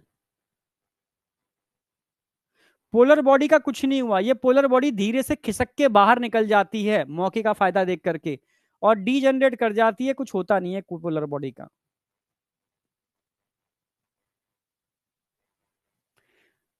कौन है ये भाई? तनुजा। तनुजा बेटा, one more sir, graphene follicle कुछ है थोड़ी ना ग्राफिन फॉलिकल में। एंट्रम तो एक फ्लूइड फिल्ड कैविटी है, कुछ भी नहीं है इसका, ठीक है। देखो इसमें थीका तो तुम पहले से जानते थे, साइज बढ़ चुका है, एंट्रम का कोई मतलब नहीं है। एक जोना पेलिसोडा नाम की एक लेयर और बन जाती है सेकेंडरी ऊसाइड के अराउंड, जो नॉन सेल्यूलर है क्योंकि एग खुद बनाता है, और एग को होल्ड करने के लिए यही ग्रेन्युलोसा सेल एक बंच बना लेते हैं, इसको क्यूमुलस ओफोरस बोल देते हैं। अंदर मियोसिस चल रही थी, फर्स्ट कंप्लीट हो गई थी, सेकंड चल रही थी, मियोसिस सेकंड फिर से आकर के रुक जाती है मेटाफेज सेकंड में, सेकेंडरी ऊसाइड के अंदर। तो जो सेकेंडरी ऊसाइड फैलोपियन ट्यूब में जाता है उसमें मियोसिस रुकी हुई होती है। कब तक रुकी रहती है? जब तक कि स्पर्म आकर के उसको फर्टिलाइज नहीं करता, तब तक अरेस्ट रहती है, ठीक है। तो ये ग्राफिन फॉलिकल की कहानी समझ में आ गई होगी। अब मैं आगे बढ़ रहा हूं। अब आगे क्या होगा, ये ग्राफिन फॉलिकल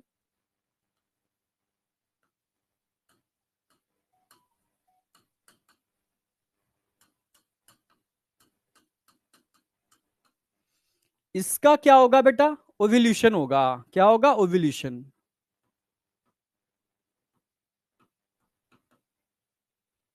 कौन करेगा? LH hormone, by LH, luteinizing hormone, ठीक है। और ओव्यूल्यूशन होने पर एक पार्ट तो बाहर चला जाएगा, कौन चला जाएगा? Secondary oocyte, secondary oocyte enter in fallopian tube. किसके लिए? फॉर फर्टिलाइजेशन, फॉर, ये कहानी फर्टिलाइजेशन में कराऊंगा, इसके आगे की कहानी। अब रह क्या गया यहां पर? यहां अब यही एलएच हार्मोन, यही एलएच हार्मोन अपना मेंटेन रहेगा और बनाएगा कॉर्पस ल्यूटियम, कॉर्पस ल्यूटियम, जो क्या रिलीज करेगा? प्रोजेस्टेरॉन,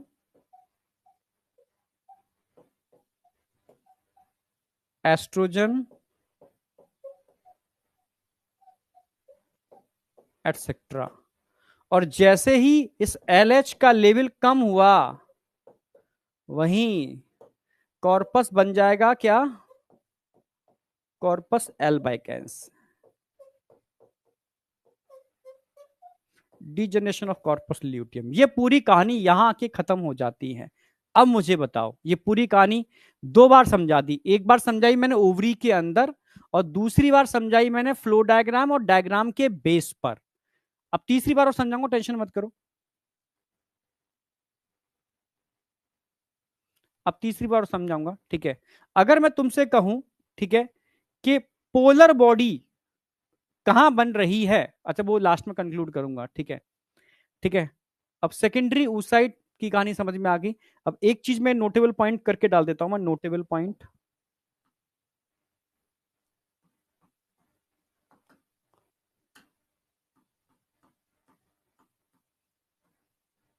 एक तो होता है प्राइमरी oocyte, प्राइमरी oocyte, एक होता है सेकेंडरी oocyte।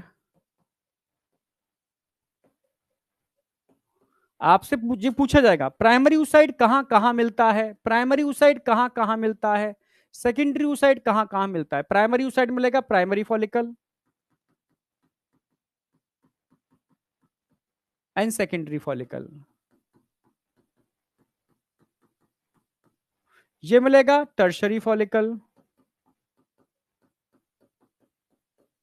और graphene follicle.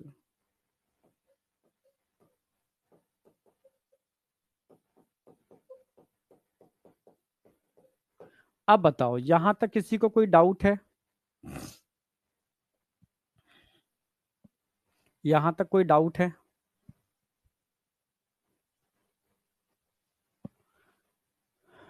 Back slide sir. ये कौन है, इसका नाम तो पढ़ना चाहिए यार, रोज मैं देखूं यही लिखता है।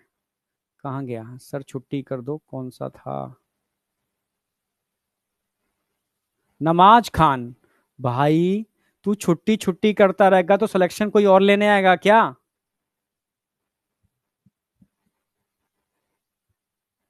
चलो, नमाज खान, ध्यान रखना यही बच्चा है जो छुट्टी छुट्टी रोज लिखता है, ठीक है?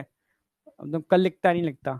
ये एकदम बहुत मैं कोशिश कर रहा हूं बहुत चीजें क्रिस्टल क्लियर करने की, ठीक है, मतलब मल्टीपल टाइम।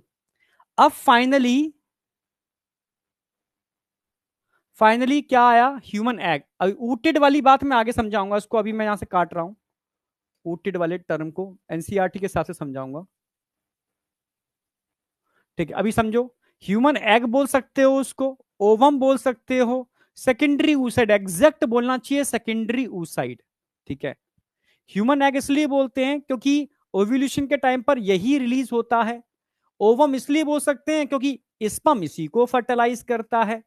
सेकेंडरी oocyte इसलिए बोलते हैं, ठीक है, क्योंकि इसका अंदर मियोसिस अभी अरेस्टेड होती है मेटाफेज सेकंड के अंदर।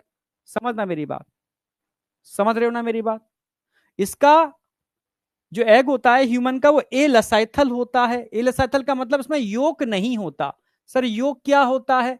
जैसे मुर्गी का अंडा होता है ना, उसके अंदर फूड पहले से भरा होता है, उसको योक बोलते हैं, क्योंकि प्लेसेंटल एनिमल तो है नहीं वो, हम प्लेसेंटल है, ठीक है? तो हम प्लेसेंटा के तो नरिशमेंट लेते हैं, तो हमारे अंदर योक की जरूरत नहीं है अंडे के अंदर, ठीक है? तो हमारा अंडा ए लसाइथल है जिसमें योक नहीं होता। क्लियर है? साइज अप्रोक्सीमेटली 0.1 नैनोमीटर के आसपास होता है। इस अंडे के अंदर क्या क्या होगा? भाई न्यूक्लियस होगा, नो डाउट। साइटोप्लाज्म होगा, sir no doubt. Cortical granules होंगे, ये आगे बताऊंगा इसके बारे में, ठीक है? कोरोना रेडिएटा, ये समझने का है। सर ये क्या जो लेयर दिख रही है ना, ग्रेन्यूलोसा सेल हैं, ठीक है? तो कोरोना रेडिएटा क्या? It is a modified, it is a, ध्यान रखना, सेकेंडरी एग मेम्ब्रेन है, secondary egg membrane formed by modification of granulosa cell.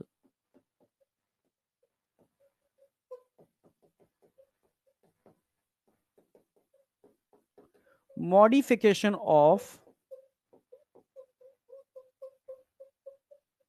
Granulosa cells, granulosa cell के मॉडिफिकेशन से बनती है, इसको कोरोना रेडिएटा बोलते हैं। It is a secondary egg membrane. जो एग खुद रिलीज करता है वो प्राइमरी एग मेम्ब्रेन है, जो नॉन सेलुलर है एग खुद रिलीज करता है, नॉन सेलुलर है एग खुद रिलीज करता है। जोना पेलिसोडा जेली कोट होता है, प्राइमरी एग मेम्ब्रेन होती है, नॉन सेलुलर होती है, रिलीज बाय एग।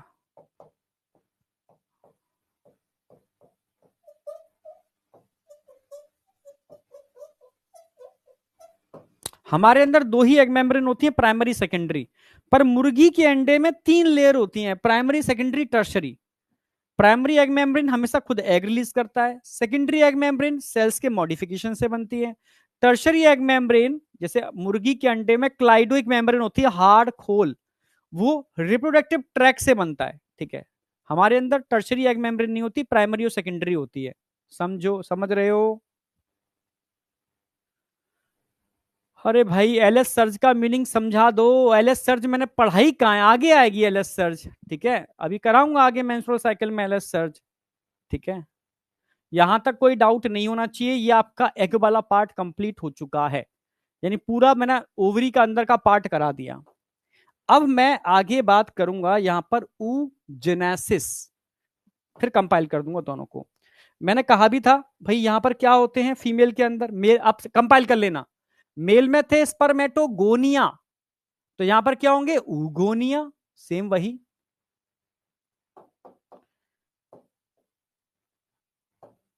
ऊगोनिया, ये सब फॉलिकल के अंदर होते हैं। कहां होते हैं? फॉलिकल के अंदर, वही उस साइड, ये सब फॉलिकल के अंदर है। हैप्लॉइड होते हैं, डिप्लॉइड, डिप्लॉइड होते हैं, ठीक है? ऊगोनिया, ये ऊगोनिया माइटोटिक डिवीजन करके अपने को मेंटेन करते हैं, माइटोटिक डिवीजन करके ये अपने को मेंटेन करते हैं, ये ऊगोनिया।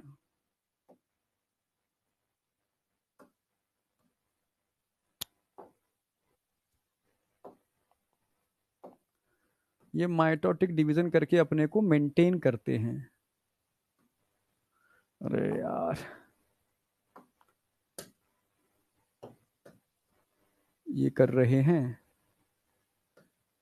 ये कर रहे हैं, ये कर रहे हैं, ये कर रहे हैं। ठीक है,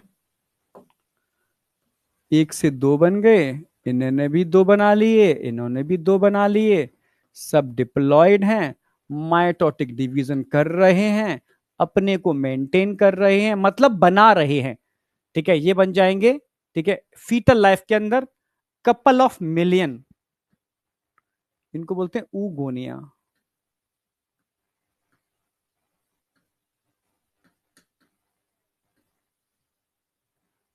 2 मिलियन के आसपास। ठीक है, ये बन रहे हैं हम। ठीक है, mitotic division, form by mitotic division.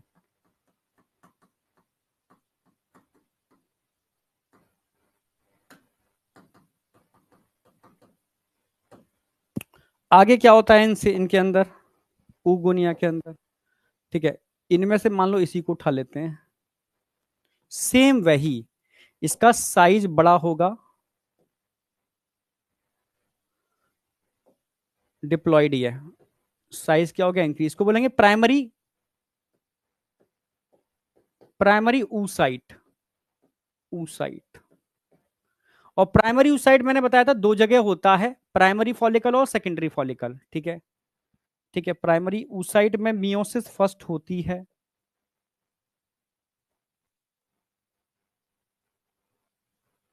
Meiosis first होती है, अनइक्वल डिवीजन ऑफ साइटोप्लाज्म होगा, एक बड़ी सेल बनेगी, तो एक नन्ही सी सेल बनेगी। हाँ, यहां क्रोमोसोम नंबर आधा आधा हो गया। ये क्या हो रहा है, आप बोलोगे सर मियोसिस फर्स्ट।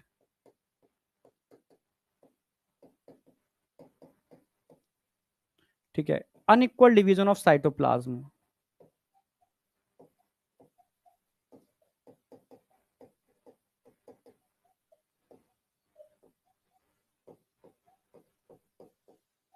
जबकि यहां पर मेल में क्या हो रहा था, इक्वल डिवीजन ऑफ साइटोप्लाज्म। ठीक है, ये क्या बन रही है, the first polar body, first polar body कहां बनती है, फर्स्ट पोलर बॉडी, आप बोलोगे इन ओवरी, उसमें भी कहा, इन टर्शरी फॉलिकल।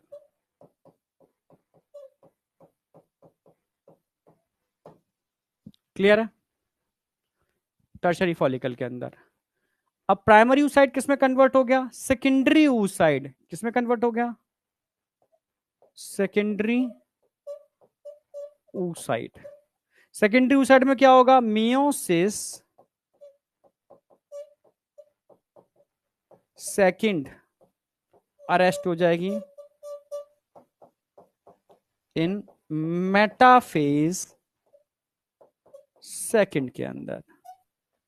अब पूछा जाएगा आपसे कि प्राइमरी फॉलिकल कहां मिलता है, बताया था मैंने, प्राइमरी फॉलिकल, प्राइमरी ऊसाइड कहां मिलता है, प्राइमरी फॉलिकल, और कहां मिलेगा, सेकेंडरी फॉलिकल के अंदर। ठीक है, ये कहां मिलेगा, आप बोलोगे टर्शरी फॉलिकल और ग्राफिन फॉलिकल।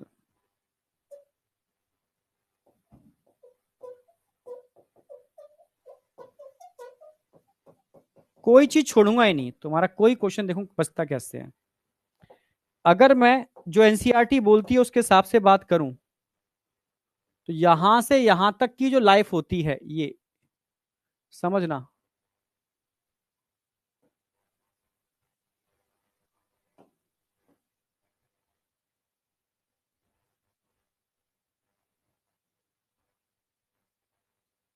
हाँ देखो ये पूरा फीटल लाइफ है, फीटस में यहां से यहां तक की कहानी चल रही है, फीटस। पूरा चाइल्डहुड में ये अरेस्ट रहता है, चाइल्डहुड में अरेस्ट रहता है, चाइल्डहुड।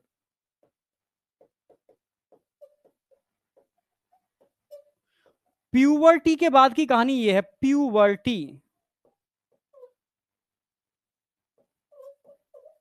अब आप बताओ, प्यूबर्टी आते ही एफएसएस निकलता है, रुकी हुई मियोसिस को कंटिन्यू कर देता है, आगे आके प्रोसेस हो जाती है। ठीक है, सेकेंडरी oocyte का फर्टिलाइजेशन होगा। कहानी में समझाऊंगा, ये बताओ जहां तक की कहानी समझ में आई नहीं आई। ये पूरी एनसीईआरटी आपको समझ में आएगी। फीटल लाइफ में क्या होता है, चाइल्डहुड में ये पूरी स्टेज अरेस्ट रहती है, प्यूबर्टी आते ही रुकी हुई मियोसिस कंटिन्यू होती है, तब आपका सेकेंडरी oocyte बनता है और उसका ओव्यूल्यूशन होकर के बाहर निकलता है और फर्टिलाइजेशन फैलोपियन ट्यूब में होता है।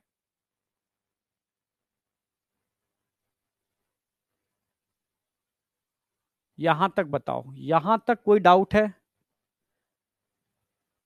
इस टॉपिक से क्वेश्चन बेटा इस लेवल तक पूछ लेते हैं कि मैं क्या बताऊं, मैक्सिमम लोग गलत करके आए थे। एक दो बार क्वेश्चन आए थे, बहुत तगड़े क्वेश्चन आए थे। यहां तक कि एलिन की आंसर की अलग बोल रही थी, आकाश की आंसर की अलग बोल रही थी। मैक्सिमम इंस्टीट्यूट में आपस में द्विन चल रहे थे कि भाई ये होगा कि ये होगा। ठीक है, तो बहुत अच्छे लेवल के क्वेश्चन आते हैं, तो कंसेप्ट आपके अच्छे हैं तो आप किसी भी लेवल का फोड़ दोगे। सारा खेल कंसेप्ट का है बस, और आपको पूरी कोशिश रहती है कि कंसेप्ट के साथ ही पढ़ाया जाए।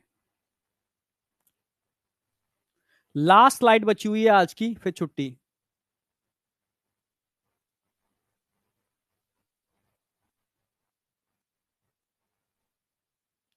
है ना। अब आ जाओ, लास्ट स्लाइड बची हुई है, मैं एंटर कर रहा हूं सेकेंडरी oocyte पर। जगह है क्या? नहीं।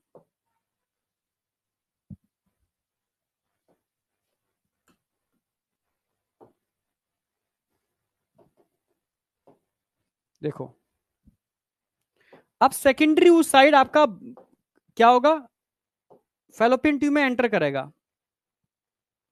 ये सेकेंडरी oocyte है,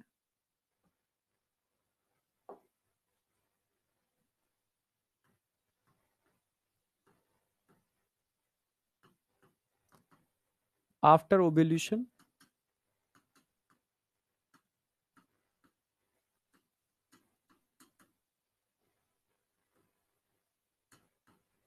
एंटर इन फैलोपियन ट्यूब।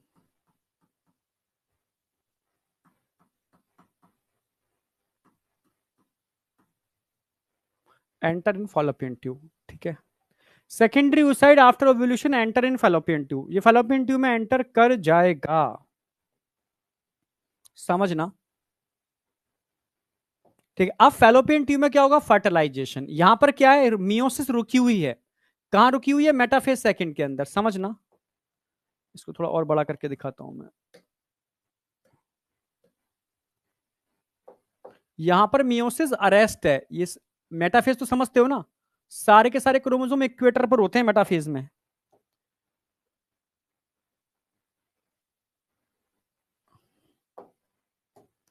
ये अरेस्ट है, रुकी हुई है, आगे नहीं बढ़ेगी जब तक कि स्पर्म एंटर नहीं करेगा। ठीक है, अरेस्ट इन मेटाफेज सेकंड,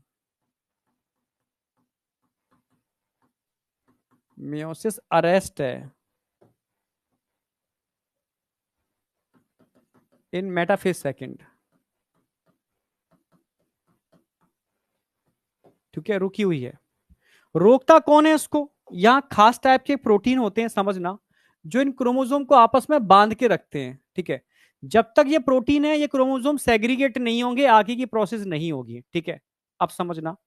अब क्या होगा, स्पर्म की एंट्री, फर्टिलाइजेशन।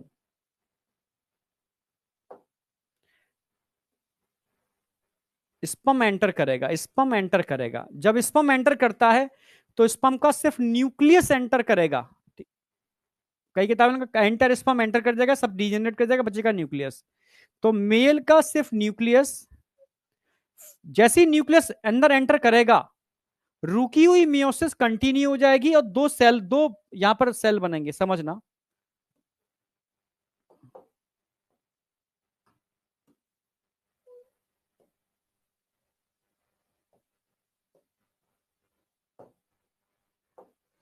जैसे ही स्पर्म एंटर करेगा, ये रुकी हुई मियोसिस कंप्लीट होगी और दो सेल बनेंगे, एक छोटी सी पोलर बॉडी और एक प्रॉपर बड़ा सेल बन गया। फीमेल का एक हिप्लोइड ये बन गया, एक हिप्लोइड ये बन गया। ये चला जाएगा स्पेरी वेटलाइन स्पेस में, जगह होती है इसमें चला जाएगा। ये सेकंड पोलर बॉडी है, second polar body, second polar body. Second polar body बाहर निकल जाएगी एक्सोसाइटोसिस से, ठीक है। ये मेल न्यूक्लियस है, ये मेल का न्यूक्लियस है, ये फीमेल का न्यूक्लियस है। ये दोनों न्यूक्लियस मिलकर के आगे क्या बना देंगे, zygote.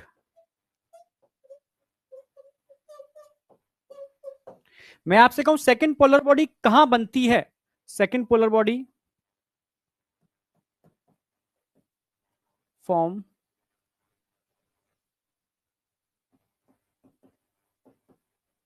After enter of sperm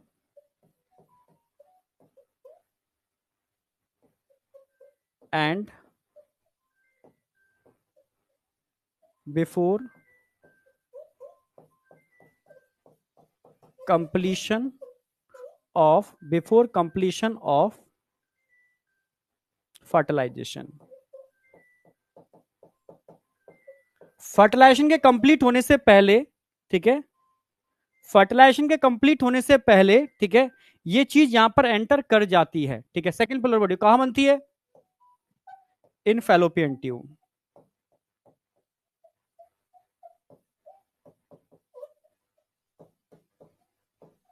अब आपसे पूछेगा पहली पोलर बॉडी कहां बनती है, ओवरी में। दूसरी कहां बनती है, फैलोपियन ट्यूब में।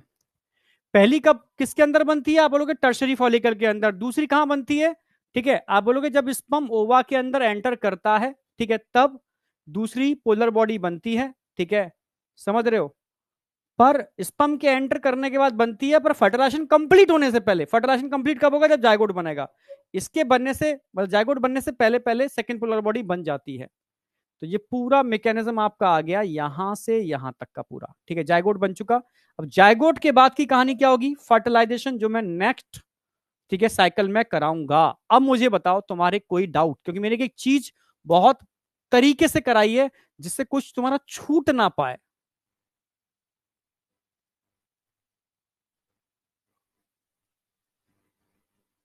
बैक स्लाइड बता दूंगा, पहले यहां तक समझ में आया नहीं आया, ठीक है। बैक स्लाइड में इतना सा था, सेम वही जो मैंने मेल में बनाया था, पर यहां पर इक्वल डिवीजन की थी, यहां इक्वल डिवीजन कर दिया। इससे बाहर कुछ जा नहीं सकता, मतलब मैंने हर चीज रिप्रेजेंट कर दी है। क्वेश्चन सारे मैंने इसलिए इस फॉर्म में लिखे, क्वेश्चन ये पूछेगा, ये पूछेगा, मतलब हर तरह क्वेश्चन जो पूछेगा सब मेंशन किए हुए हैं मैंने। यहाँ क्वेश्चन पूछेगा वो मैंने मेंशन कर दिए सारे के सारे, ठीक है। कहाँ रेस्ट होती है मेंशन कर दिए। सेकंड बॉडी कब बनती है वो लिख दिया मैंने, जब स्पर्म एंटर करता है पर फर्टिलाइजेशन से पहले, ठीक है। उसके बाद जायगोट बनता है। सेकंड पोलर बॉडी कहाँ चलेगी, जहां पहली पोलर बॉडी थी पहले से ही, सेकंड भी वहां चली जाएगी, अंदर बैठ जाएगी जाकर, कोई मतलब नहीं है पोलर बॉडी का, ठीक है। ये कंप्लीट हो गया और एनसीईआरटी ने इसी को कंपाइल किया है, पहले लिख लो उसको, फिर मैं एनसीईआरटी पर आ रहा हूं। यहां तक कंप्लीट करो फटाफट।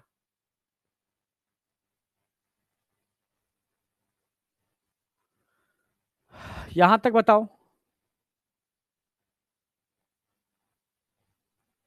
यस, एक फीमेल अपनी पूरी लाइफ में सिर्फ फर्स्ट पोलर बॉडी ही बनाती है। सेकंड पोलर बॉडी उतनी ही बनेंगी जितने बार इनका फर्टिलाइजेशन होगा, समझ रहे हो। हाँ, अगर फर्टिलाइजेशन नहीं होता है का तो सेकंड पोलर बॉडी बनेगी नहीं।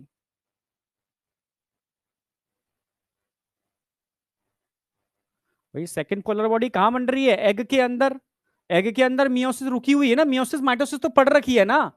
मियोसिस सेकंड रुकी हुई है, तो मियोसिस जब दो पार्ट में टूटेगी तो दो सेल बनेंगे, एक और एक, दो। एक छोटी होगी एक बड़ी होगी, छोटी जो होगी वो पोलर बॉडी होगी, बड़ी होगी वो ओवा होगा।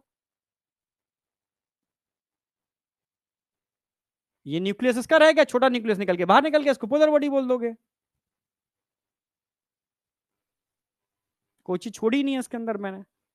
अब आ जाओ, मैं लास्ट एनसीईआरटी का कंपाइल कर दूं आज। ये है एनसीईआरटी।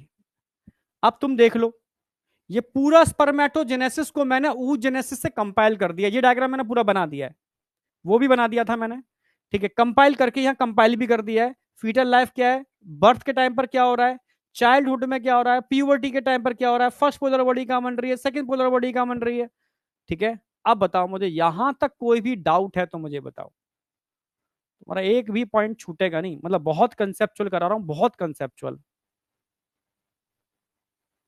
हाँ डायग्राम बना लो भाई।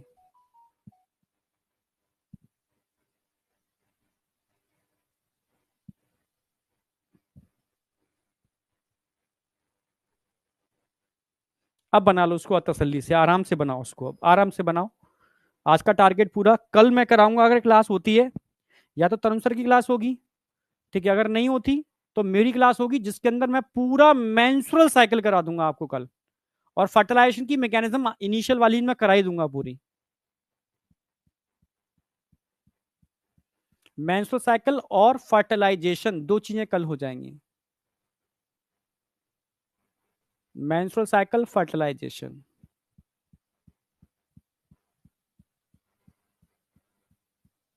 टोटल 3 लेक्चर चाहिए मुझे इस चैप्टर को खत्म करने के लिए आज के बाद,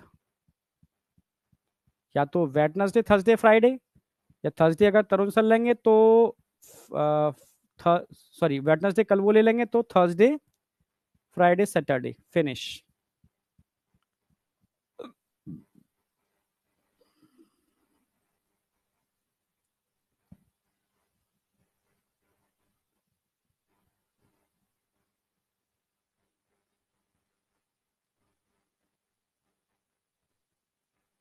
इस वीक मेरी ही क्लास है, पर शायद तरुण सर को एक क्लास चाहिए थी इस वीक में, ठीक है, तो ना कोई भी एक दिन क्लास, मतलब उनका कुछ टॉपिक होगा शायद, मुझे लग रहा है, ठीक है, तो शायद मे भी वेटनेसडे को बोल रहे थे, वेटनेसडे की, तो जो भी है ठीक है, अगर वो लेते हैं तो ठीक है, नहीं लेते तो मैं तो खत्म करा ही दूंगा, इस वीक मुझे ये खत्म कराना है, ठीक है।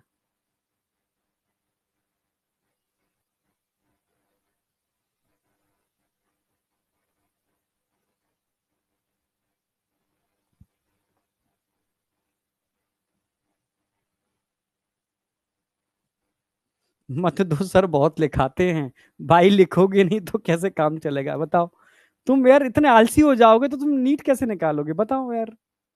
मत दो, बहुत लिखाते हैं, तो तुम बॉटनी भी तो करनी है, देखो सुनो, चारों सब्जेक्ट पर पकड़ एकदम तगड़ी करने पड़ेगी, फिजिक्स भी अगर तुम ढीली छोड़ रहे हो ना तो बहुत बड़ी गलती कर रहे हो, ध्यान रखना, मैं देखा है अक्सर कर, बच्चा बायो कर लेता है स्ट्रॉन्ग, केमिस्ट्री भी कर लेता है ठीक ठीक, ठीक है, पर वो फंसता है फिजिक्स में, अगर वहां भी आपने ढील छोड़ दी तो सिलेक्शन की दौड़ से तुम दूर हो, ध्यान रखना। चारों सब्जेक्ट पर बराबर का टाइम देना पड़ेगा भाई, सुन लो सोच लो, मैं नहीं चाहता बार बार रिपीट करो, इस साल निकलो, इस साल मामला बहुत सही होगा पेपर का, क्योंकि पिछली साल गाज गिरी है इन लोगों के ऊपर, पेपर तरीके से कराएंगे, बहुत डर डर के कराएंगे, तो इस बार निकल जाओ जितनों को निकलना है।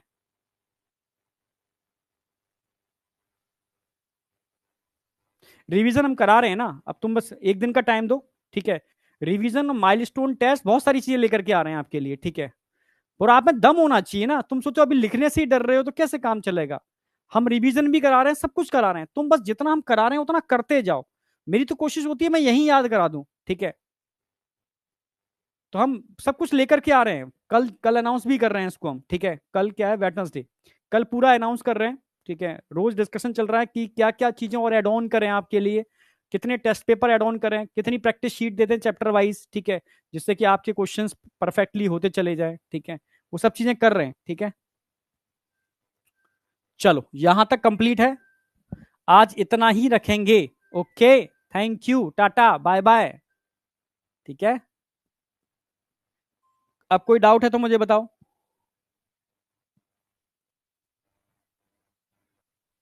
ओके टाटा बाय बाय, ठीक है ठीक है ठीक है। चलो, चलो थैंक यू बेटा, thank you thank you, thank you sir.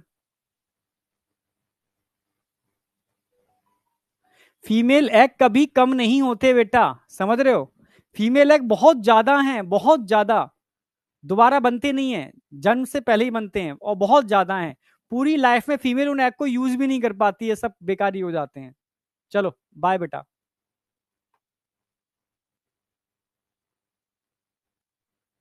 एक बात ध्यान रखना, ठीक है, मैंने कल एक सेशन लिया था यूट्यूब वाला, ठीक है, मैं आपको थोड़ा एक हिंट दे दूं। कल के सेशन में मैंने रात में बताया भी था बच्चों को, कल आपने ह्यूमन फिजियो वाला सेशन देखा था नहीं देखा था? उसमें पूरी ह्यूमन फिजियो का मैंने रिवीजन कराया है वाईटी पर, ठीक है। अच्छे तुम क्वेश्चन क्वेश्चन चिल्लाते हो, मैं क्वेश्चन लेकर के आता हूं, तुम करते ही नहीं हो, ठीक है।